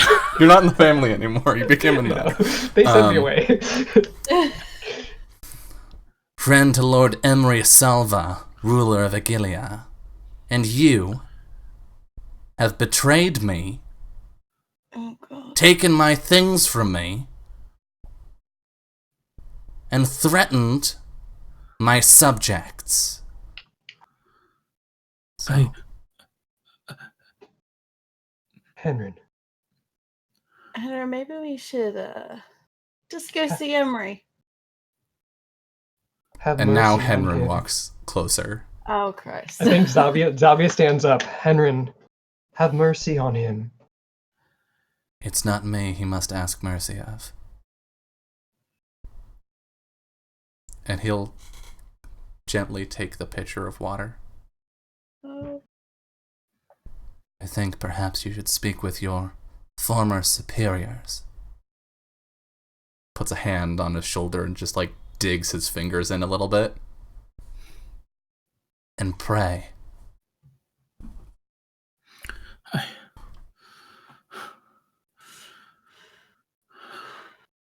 He'll come back. He takes a sip of the water and then hands the pitcher to Dahlia. Sits down. Dahlia just stands there holding the pitcher, like, torn. She wants to, like, tell Henry to back down, but also she's like, Henry is my lord and he's mad, and there's gonna be a way to resolve it. And I think I think he's like pale as chalk right now from that. But he stammers, Sister of the Reverend Heart, it is not a choice, it is what's going to happen. No, it's not. It's the most I could have gotten for you. Please do not make further trouble. And I think he like turns to like rattle on the door. Gotthelm, have you lost your faith?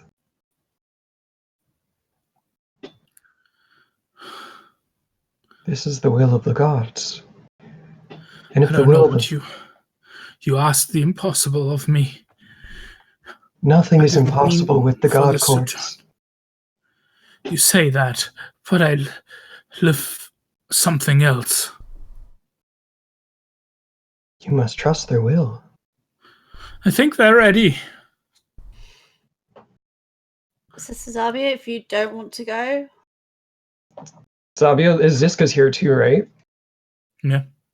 Yeah. Zavia takes Ziska's hand and looks at her and says, in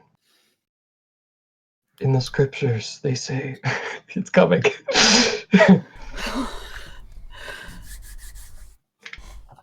The God Queen delivers the righteous from danger. She is merciful, and she will show us mercy. For we must deliver the news of her mourning.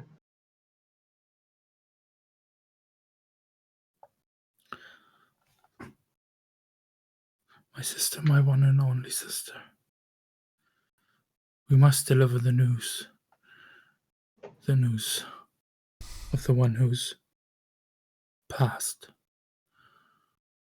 God Queen, we call upon you in all of your glory to lift us from darkness. And I think that's the refrain for this prayer. Yeah. I think as you're doing this, like the guards are like Stomp. Yeah. coming to open the door. I think Dahlia's going to hold them guard off. back Like, out. No. The guards are coming to basically open the door and getting guard him out again. okay, right. Okay. He was just sent him to basically tell you what's going to happen. And I'm not going to take someone away. but what are you actually doing here? Like, let's actually maybe get specific about this. So, I mean, I thought the guards were coming to take us. Yeah, that's the next thing. They're going to come to take you and split you up. Okay, so we're gonna keep praying until that moment. I think Henrin joins in. Yeah. Damn. So, Okay. I think technically you can't offer a helping die because you don't have faith. Fair. But you fictionally. you can still pray. Yeah. Okay. And what are you actually going for? Because I don't know yet. I mean, literally transport us from perdition. Yeah, here's the thing. If I call for intercession, which plucks the devotee from danger, technically Ziska and I are the only two devotees in this cell. So if I do that one, we'll be gone. Wait, what? You guys won't be. Or the opposite. You can also do the inverse, where you pluck the danger from the devotee. So there's two ways. Just like the prison is empty. We're not in That prison. sounds kind of awesome.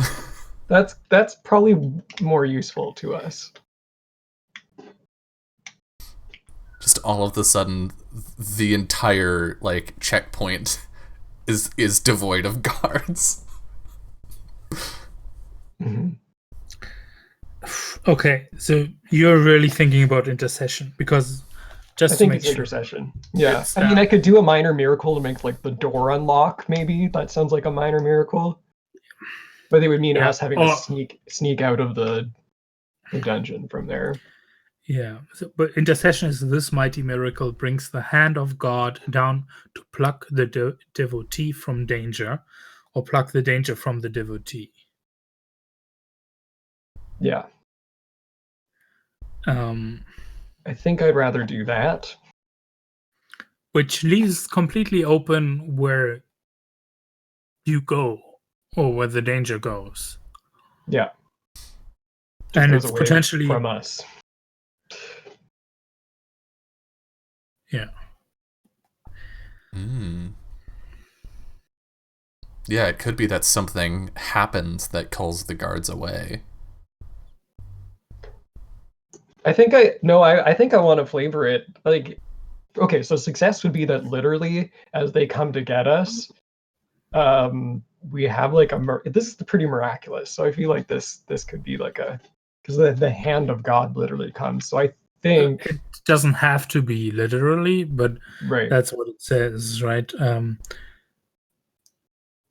In the example here, it says, a priest is about to be run down by a galloping knight. There's no hope of escape, but miraculously the knight falls from his saddle as he charges. So it can still be like a... and I have an idea. Okay. But you're praying, and it'll just be about Ziska and you. Yeah. Right? Yes. What is the failure?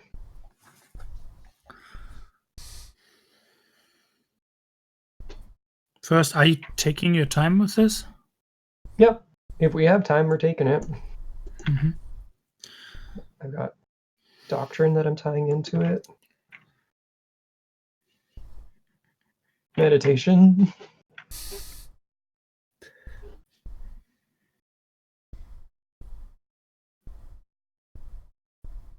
I mean, I think the failure is they come and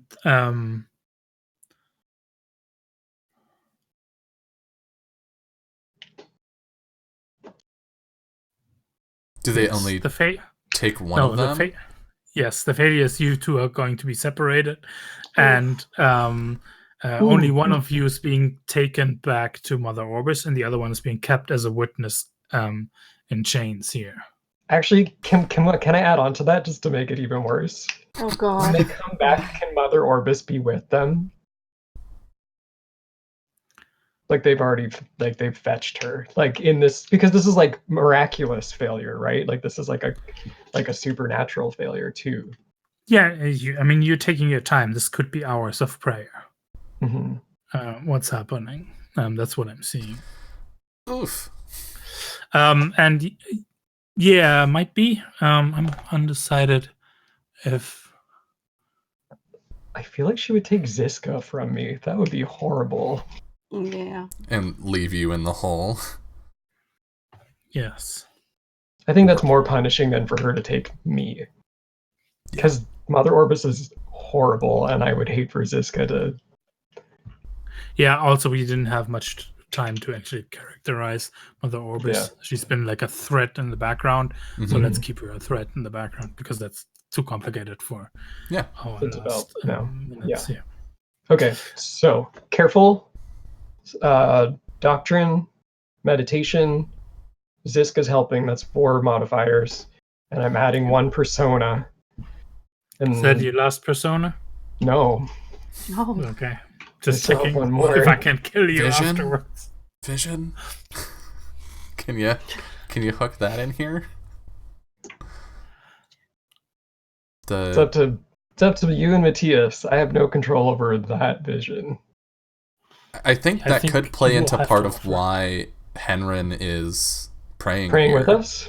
Okay, because I think Henrin sees himself now and his purpose, his quest, as a messenger for the God Queen. By killing Emry, he will show, he will manifest in the mortal realm what has happened in the Divine Kingdom. Okay. Okay. I like it. Intercession is an ob 8. Okay, ready? Here we go. Oh my god! Wait, I'm on the right screen. Oh my god! Yes! How? Wow. The gods love you. They really do. Christ. Tell us what happens. Oh my god. Well, Top notch. Not yet, right? Because I said the guards are coming to take the others away. That's something because the miracle's only on you two. And I think they're coming to take Henrin and Dahlia before that. So what I'd be proposing might be happening here as like those two are praying is that and you, Henrin, you've clearly declared what you're like, who you are. We could just use your relationship for you to be brought in chains in front of Emry. Yeah. Okay. Sure.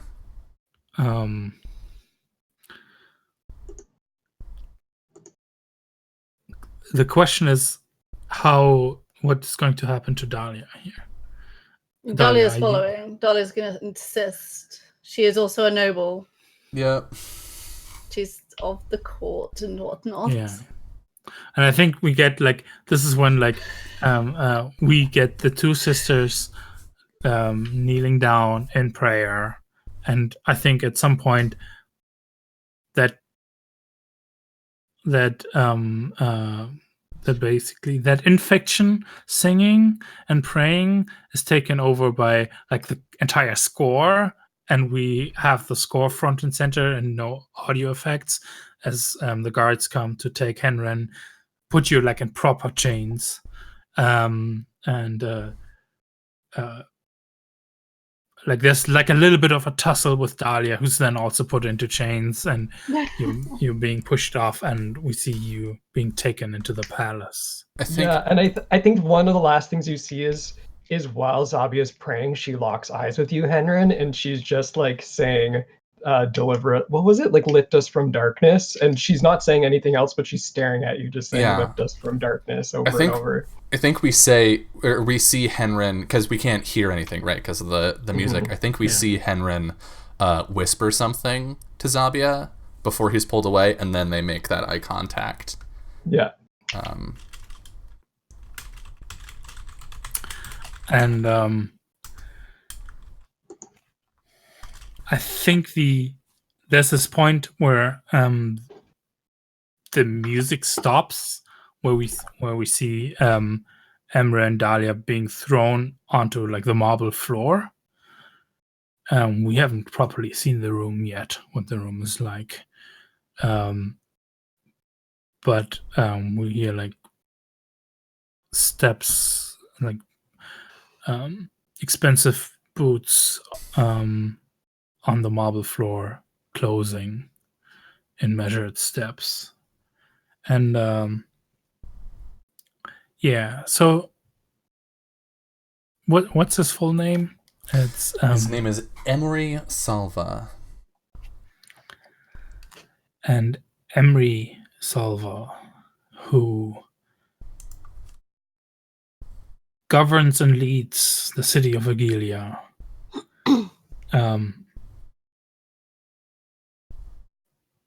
Wants to see his childhood friend, who has tried to get into the city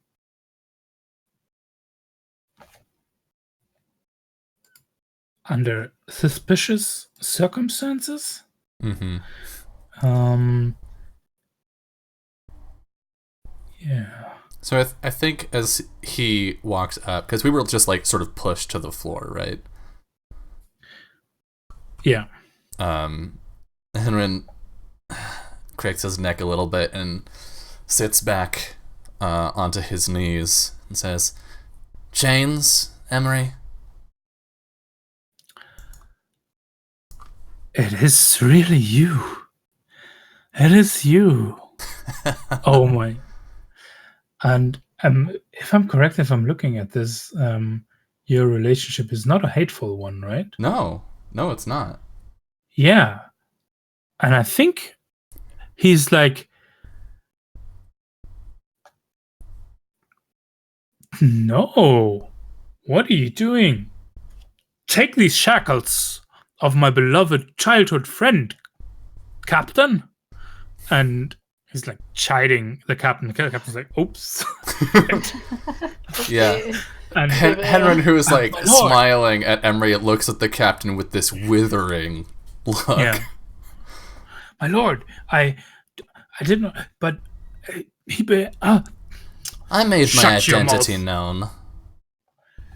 Take the shackles off this man, and shush! I do not want to see you again. And of the lady, take the shackles of the lady too. Thank you. I'm so sorry. And I think he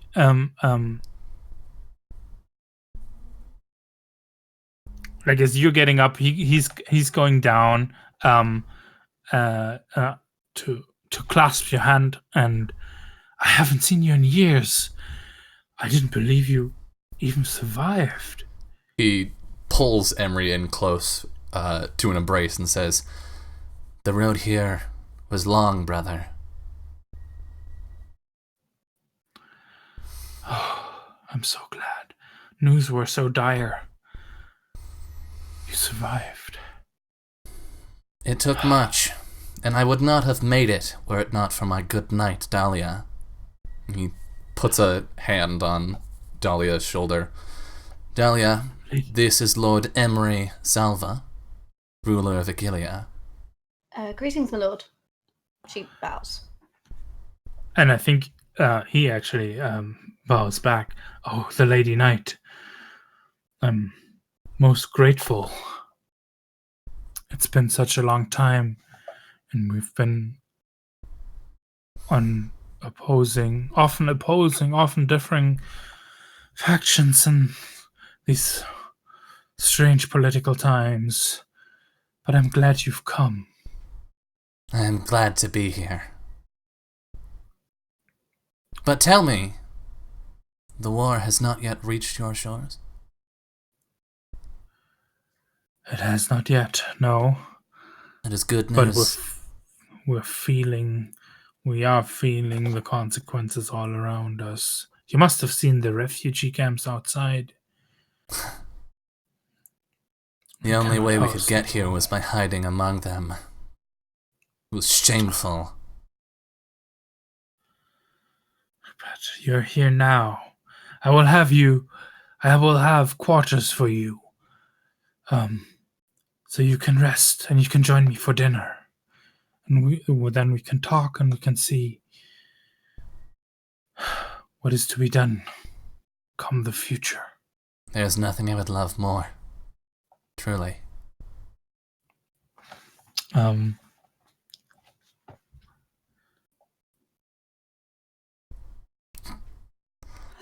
boy. Who else is here Yeah. in this room? Has the captain left? There are a couple of guards here, yeah. Okay. I actually would want to cut here for a moment and cut to I think we just cut back to the cell and both of you praying. And yeah, they're just saying, lift us from darkness. Glorious God Queen, lift us from darkness. Yeah, and again, that's the backing track to seeing you being shown quarters. Yeah. Is there any last scene or exchange between Henren and Dahlia before the evening dinner? Yeah. Is it gonna be like, don't attend dinner? Yeah, I think Henren calls you to his chambers. And he's sitting at a writing desk, I think, that's in the room, with his back to it, looking toward the door when you walk in.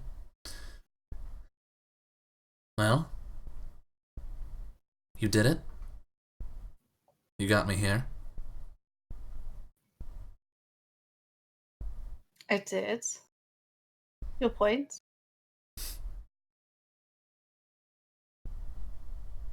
Thank you.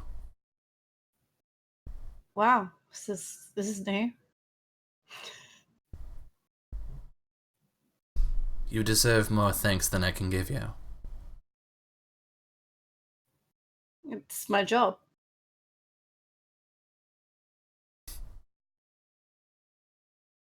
You're the only one who could have done that job. Indeed. What's going on here? This is unusual. He takes his pouch of money off of the desk and tosses it to you. I don't require payment. I know. But things are hard for a retired knight. I can't take this.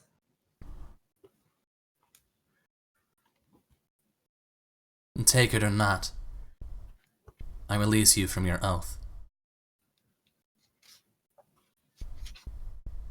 I don't think it's you that can release me from it. You are still my friend.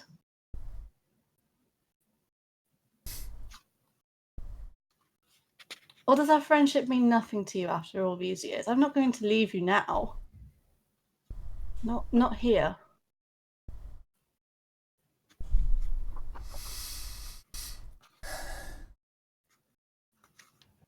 I have no friends, Dahlia.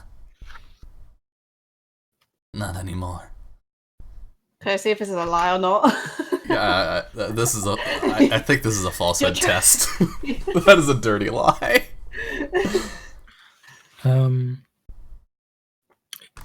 quick question: is it a test or is it a continuation of what we rolled about beforehand? Oh, yeah, it is. Because we could be letting it ride here. Actually, I think you're right.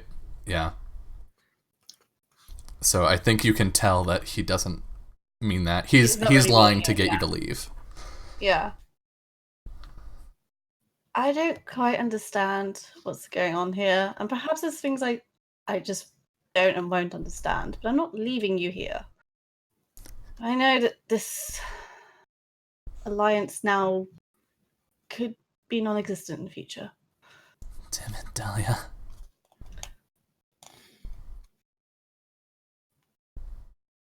Why can't there be one good thing that survives of our homeland? What do you mean that survives? He stands up and puts his ring on. Do I know the significance of this ring? I don't think so. Okay. Dahlia, tonight I am killing Lord Emery Salva.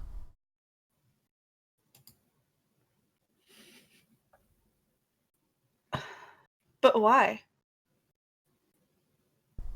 When our enemies marched upon us, I sent word to him, long before they were ever at our door. And I asked him, as his brother, to send aid. And he did nothing. I'm gonna quickly cut back to the cell. I think I know. I think I have an idea of what this plucking is, but I want to know what you're thinking too, Matthias. The last thing that I want to do with Zabia is pursue that first belief. Yes, and this is what happens. What happens Okay. is the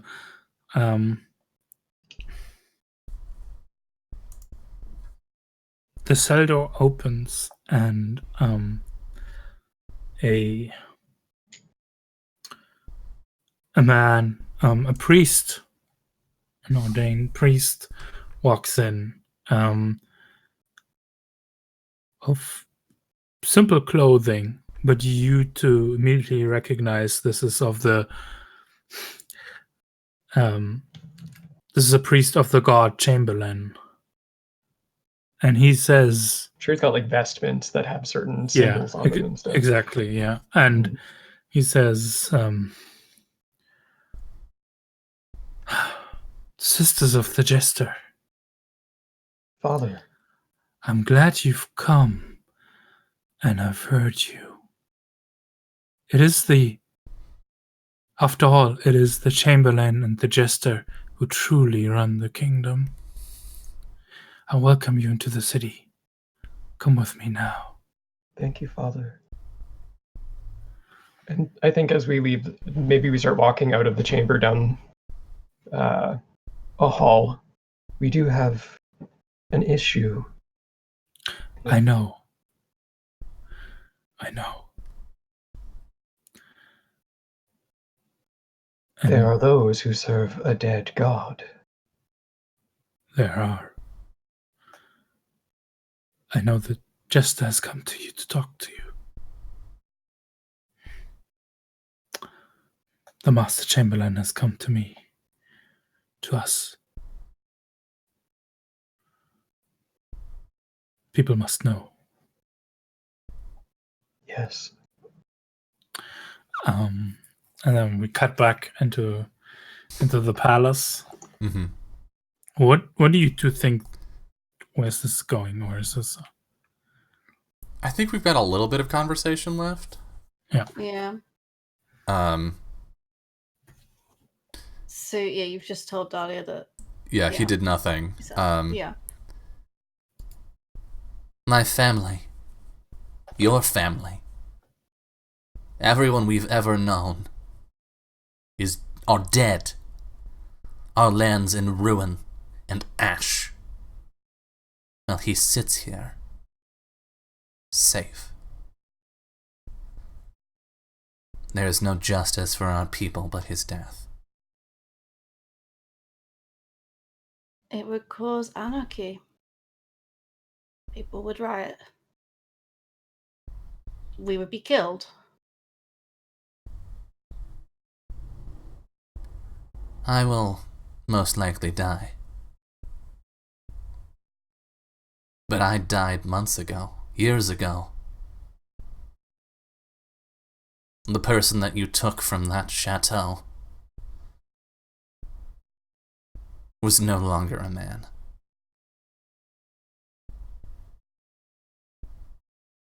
And this is what I have made of him.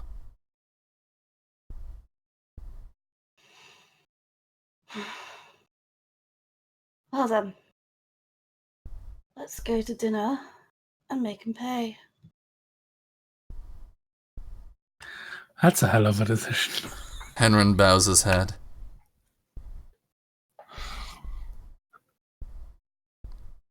I'm sorry.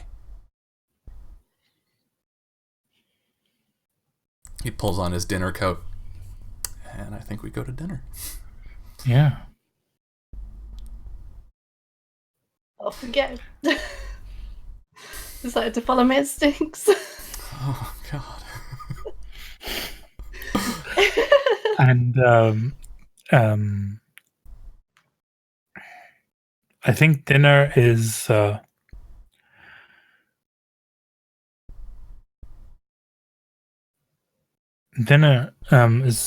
is served in part actually like in your honor, welcoming you. Like, this is not the usual place where it's also not like a huge Feast, festivities, but it's being held in an official capacity. And it's probably a little bit more illustrious than it's during for other nights. I think we can handle what happens going to happen here through that poison roll. I think what I'd like to... Okay, yeah. You want to sit? We can sit down, and I think Emery welcomes you, and there's like some other officials now here as well, and like probably parts of his family, and his partner, and like the one who actually leads the palace guard, those kinds of people. So what I would like as my success is I want to talk to him and say, like, I have news from the front that I think you need to hear. I would like to speak with you in private after dinner. Get him alone with Dahlia and then kill him. I don't think that actually requires a roll.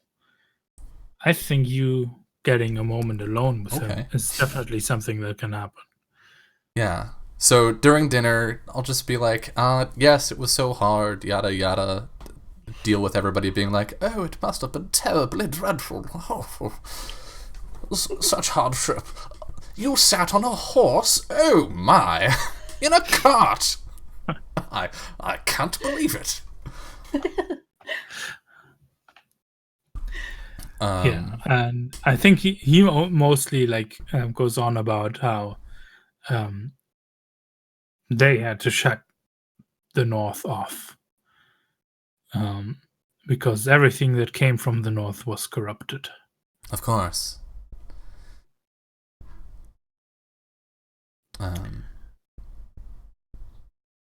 And then I think after dinner, maybe we can go to like a side room. Yeah. Like a sitting room or something. Yeah. And like... Can I perhaps have something to drink, Emery? But of course. Still a bit thirsty from the road. Yes.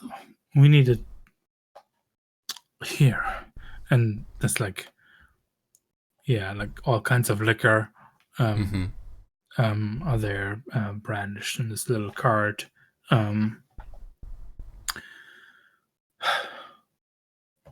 Yes, something to digest the heavy food. But it's so nice to welcome you here. Your hospitality is appreciated as always. And he's like slowly turning the ring on his finger. And Emery's like, I know we've had our differences, and I'm glad that you made it here, even though you must have felt terribly disappointed that we couldn't come to your aid when you must have needed it most. Well, he takes the glass that Emery offers him. Family isn't perfect, after all.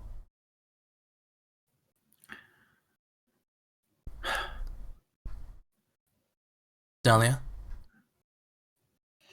Yes, sir? Hold him down, please. Of course. Yeah, Dahlia's gonna What? probably grab his hands, kind of put one hand on his neck or something. Hold him And there. I would like to force feed him the poison from my ring. Oh, you're not even gonna put it in a drink? Oof. No. Ooh. Henron's a bad Okay. guy. He's not a good Okay. person. Yeah. Is this the poison roll? I think so.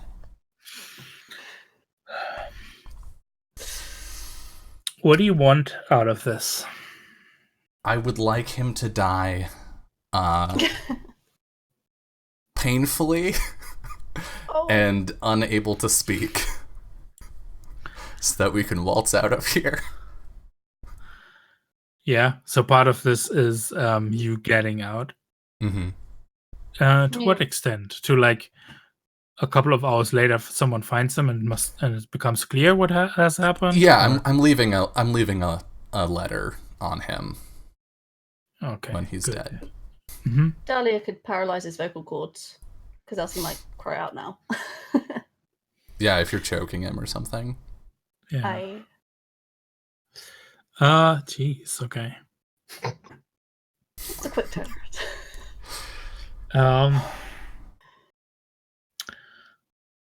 What's failure here?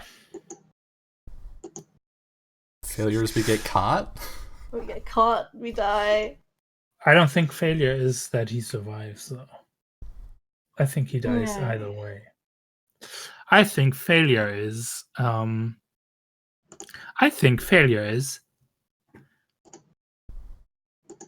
Yes. Let's make this clear. I think failure is. He manages to yell out or do something. They push over the cart. There's like a loud crash.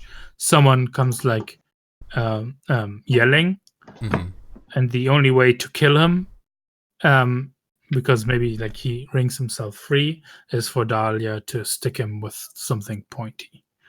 I want Dahlia to be the one to kill him. Actually, I knew this was coming. Okay. Are you okay with that, Sophie? Yeah, no, Dahlia will assist her lord, but this is not the outcome that she wants. This is all right. Yeah, this but is changing. This is changing. To be clear, you can still back out at this point. We we're going for it. We're going full Hulk here. Yeah. Okay. Okay. So what's the ob? It's a versus against his power, and that is like his power is 4.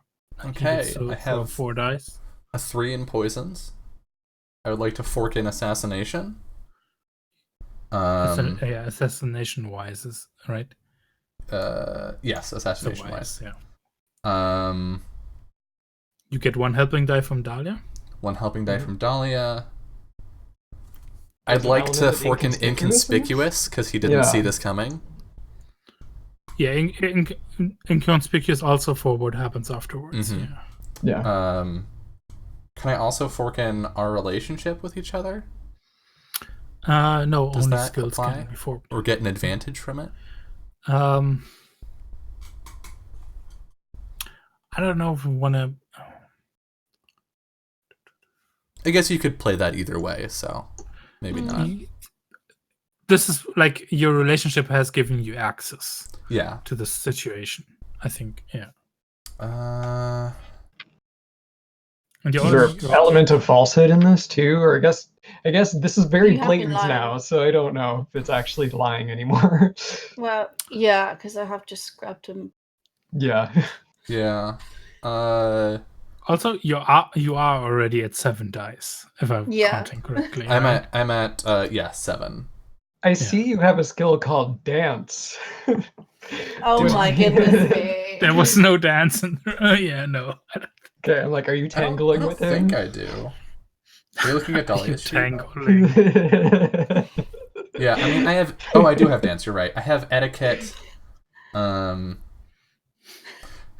We poison him with the right fork and right. Like, I could try and put in, like, hunting, maybe, or observation, having seen a weakness or something, but I think 7 dice is enough. Yeah, I think 7. And I'm going to spend a persona, because I have 3 of those. Mm-hmm. Let me roll first, so you can enter an orb. Okay. You can actually. Oh, I want to be on this screen for this. 0. Oh wow! Yeah. Oh, if you only need 1 success to make this. I'm gonna spend 2. Can I spend multiple persona? I can spend up to 3, right? Do you really need to? Up to 3. I want to. Okay. I'm gonna spend 2 persona. I should have spent a persona for him too, but yeah. So that'll bring us up to 9. Okay, if we don't get 1 success in this. Modifiers +6. I forget, do I type +6 or just the number 6? Just the number. 6. Okay. Yeah. Modifier 6. Artha. Oh wait, no. That's where the persona goes. Yeah. So modifier 4. Because that is not calculated into how challenging this test is. Yeah, and then Artha 2. Base ob is 0? 1? 0, yeah. If we don't make this, I was gonna say. Oh god, could you imagine? Yeah, so I think I just you've got him in like an arm lock, and I reverse the ring on my hand, pop the cap open, and then just cover his mouth with it. And I lean in and pinch his nose and say, there was only one way this could end. By the blood, Emery. By the blood. And as he falls and is choking, I just lets him go. Straighten my coat. Well done, Dahlia. Go over to a side table where there's some parchment and ink, and I start writing out a short message. I lean down by his slowly fading form and press the piece of paper onto his chest. It says, "No more kings." I just pat the side of his face. Jelly? Let's leave. This party was boring anyway.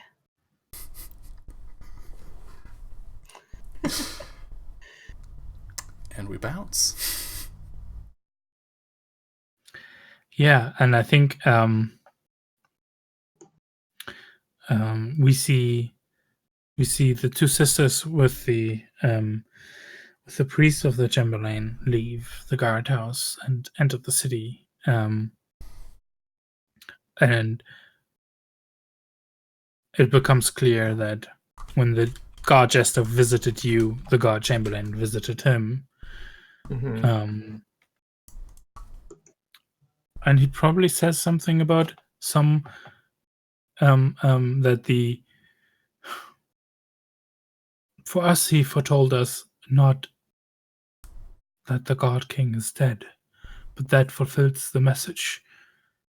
The God Chamberlain told us that he, who's the end to all kings, has come. And I think that's where we ended. Oh And can like the last shot be like it's nighttime now, and we get to this like tent, and then we get a shot inside the tent, and it's Mother Orbis praying, and there's like a dark like figure standing behind her. man. Ooh. Oh, that was so good. Oh my goodness. I can't believe we pulled that off, Sophie. I legitimately can't believe it. It was You thought we were going to die. oh my god. Oh. Wow. Yeah. Yay. Wow. What a show, y'all. And what a world we made in playing this. Like both at the beginning and like through play, but also like leaving this, the setting where it's at is at this tipping point where like the moment the show is over and whatever happens next, like this world is falling into utter chaos. Yeah. Oh god, Dahlia's a changed woman. Like as soon as she decided I'm so to make sorry. Yeah, I think Dahlia gets Moldbreaker this session, right?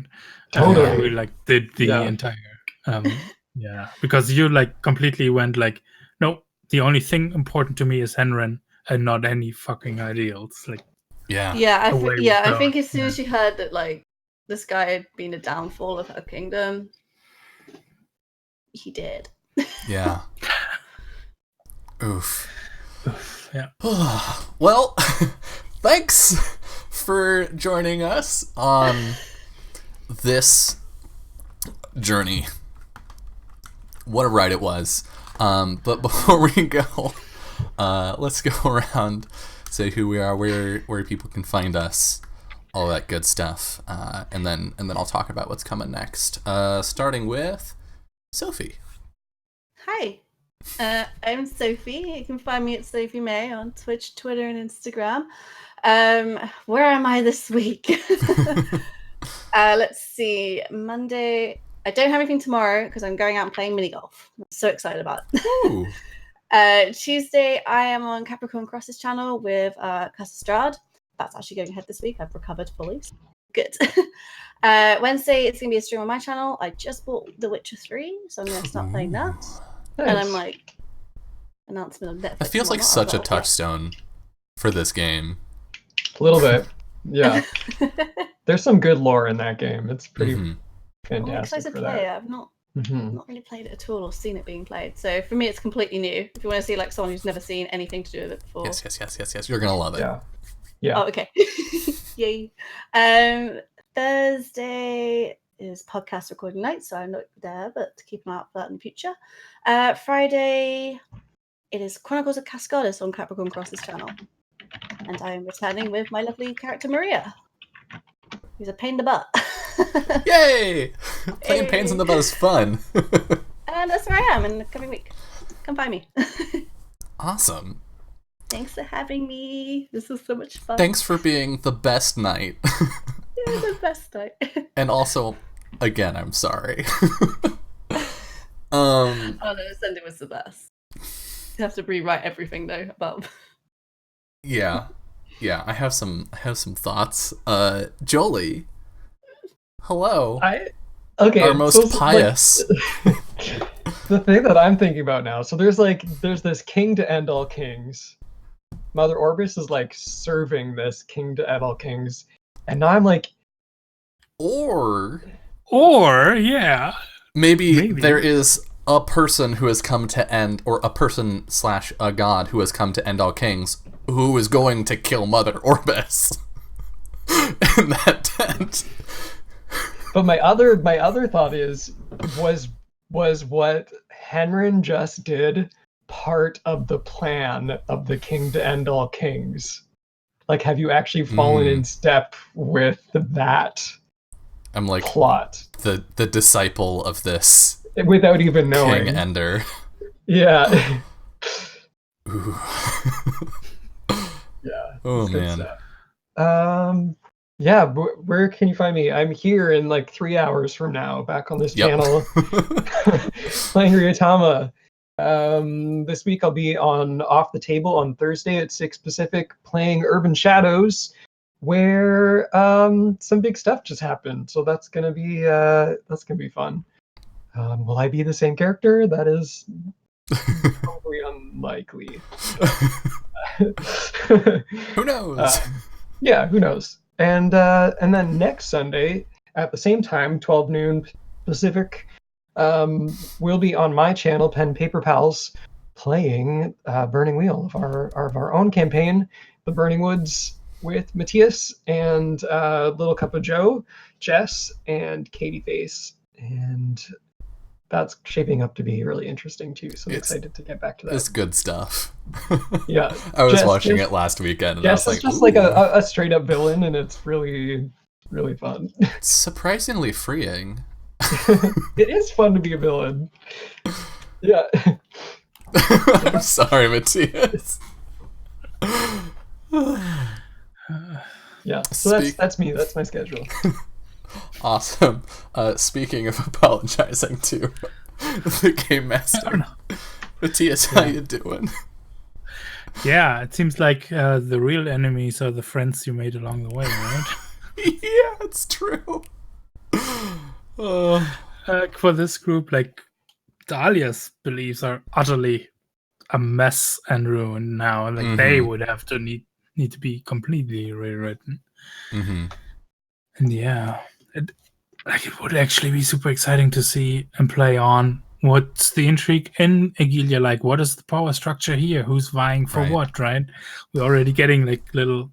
Well, now there's a power vacuum too, because their ruler is dead. So that's being a noble is like was a boon to us, right? Like being of high birth was good, but if we've kicked off like this No More Kings thing, and news of the God King being dead is spreading, and that there will be no more kings, like if we're seeing a shift politically and socially away from monarchy, could that be a thing we need to hide? Ooh. Yeah, I'm intrigued. Yeah, definitely. This, but I love that, like having like a couple of threads open to have your mind wander along. Super awesome. I had so much fun. Thank you, Dylan, for letting me run this on your channel. Absolutely. And, thank you for submitting it. I've been wanting to play Burning Wheel for a long time and so afraid to get close to it. So when you said I would like to run Burning Wheel for you, I was like, and that one's in? Yeah. Awesome. Yeah. And and it's been super awesome with you, Sophie and Jolie. So you can find me at mthsblgr on Twitter, and you can't find me, but you can find the series I'm helping organize on Wednesday on Katie Face's channel for our Summer of Spooks. I think this week it is Monsters and Other Childish Things is going to be played, and Taylor from Whimsy Machine is running that, if I got my dates correct. And on Thursday, I'm running Sun Gahona the Claiming, the Urban Shadows campaign on _the table on Twitch. As well, that's the High Noon crew. And on Friday, the Midnight crew. And that's what's going on with me. And then Cthulhu Dark on Katie Face's channel on Saturday. And on Sunday, what Jolie just mentioned on Pen Paper Pals. Trying my darndest to play my village wife and get like something good out of that situation. It's really like not going well so far. Oh no. Yeah, she just can't win. Good luck, fingers crossed. Look, sometimes you win real hard. It happens. We've seen it. Yeah, sometimes you just make a character with faith and like power game your way through Burning Wheel. Like that, I know that was ridiculous. That I managed to succeed at all my faith rolls. Yeah, that was when you said it was an 8 ob, I was like, well, this is the one that fails. Here we go. Faith broken. This is you were calling upon your God, and what do you do when they don't answer? Oh, never mind. They always answer. Like, But that's what I love. This series set a weird precedent for Faith because it shouldn't work like that well all the time. I was really lucky with all of the Faith roles. Yeah. One thing I do love about Burning Wheel is this thing where you, just because we've said what happens on the failure, the stakes are really palpable, and even if they don't happen, we feel like that was meaningful. Right. Well, because you're drawing instead of drawing a distance between like nothing happens and you get there, right? Or like nothing happens or a bad thing happens. You're drawing a distance between your best case scenario and your worst case scenario, and so every decision feels that much more impactful. Mouse Guard does the same thing with like I forget what they're called, duels, challenges, where each side says what they want, and then it's a matter of finding where between that you fall in, and so you really do get that sense of impact. Whereas like if you think about making a decision in real life, if you have a fully functional brain, you usually operate on that like nothing Worst to case, best case. good or nothing to bad. But if your brain is crazy, then you're always on that like worst case, best case space. So Burning Wheel Anxiety Simulator 2019. Yeah. But yeah, I would have been heartbroken if we had like ripped Siska and Sebio apart. That would have been so awful if you were stuck like in the palace with Dahlia and me while Ziska was at Orbis's mercy. Oof. Or if like Dahlia had compromised her morals to help Henrin do this, and then both of them had just been immediately put to the sword. Yeah. Like that's those were their last moments together. We're murdering someone and then getting killed. Like that could have gone so tragic. It's really neat how every role like has these like what would have happened if Dahlia failed that like test against the peasants earlier too? Like where would that have taken us? Yeah. I love thinking about that in games. Yeah. So this was great. Thank you all so much. As Jolie mentioned, we'll be back in like 2 hours and 45 minutes roughly. We'll be back at 6 p.m. Pacific for episode 16 of Travel, which is our cute, kind of sad right now, anime Ryutama game that we're playing here weekly on the channel. On Wednesday, I don't think I have any streams before then. On Wednesday at 5 Pacific, I will be back here streaming Finding Paradise, which is the sequel to the Moon, which made me cry a bunch. So I am hoping / expecting that Finding Paradise will do the same. On Friday, I might be on Jess's channel in the evening for more Ghost Club. We haven't locked that down yet. And on Saturday, we will have the finale of Where Memories Sleep, which is our other long-running Fun Shots series. And Sunday, of course, more Travel. So, but the best way to keep track of all that, rather than trying to keep it in your brain, is to follow me on the Twitch up here, over there, that way. Follow the channel so that you get updates when I'm going live. Join in on the Discord, where I always announce what is up and what's going on. And also you can yell at me about how evil Henrin is. And be like, how can you sleep at night, Dylan? You can yell at me on Discord with that. And you can follow me also on Twitter @onRSS, where I post going live updates, all that fun stuff. Yeah, that's going to be it for us. Thank you all so much. Thank you for watching, for chatting, for cheering and booing as appropriate. Let me just check the notifications before we go. Thank you to Katie for the host at the top of the show. thank you to the three of you for hopping on to Fun Shots and doing this. This has been fucking wild. This is the best introduction to Burning Wheel I could have asked for. So, thank you, Matthias and Jolie, for taking the time to explain the game. Thank you, Jolie and Sophie, for joining me on the player's side of the table, and just going through the shit. So, thank you all. We are out. We'll see you later. But most importantly, have a wonderful rest of your day, and also tune in 3 hours. Goodbye.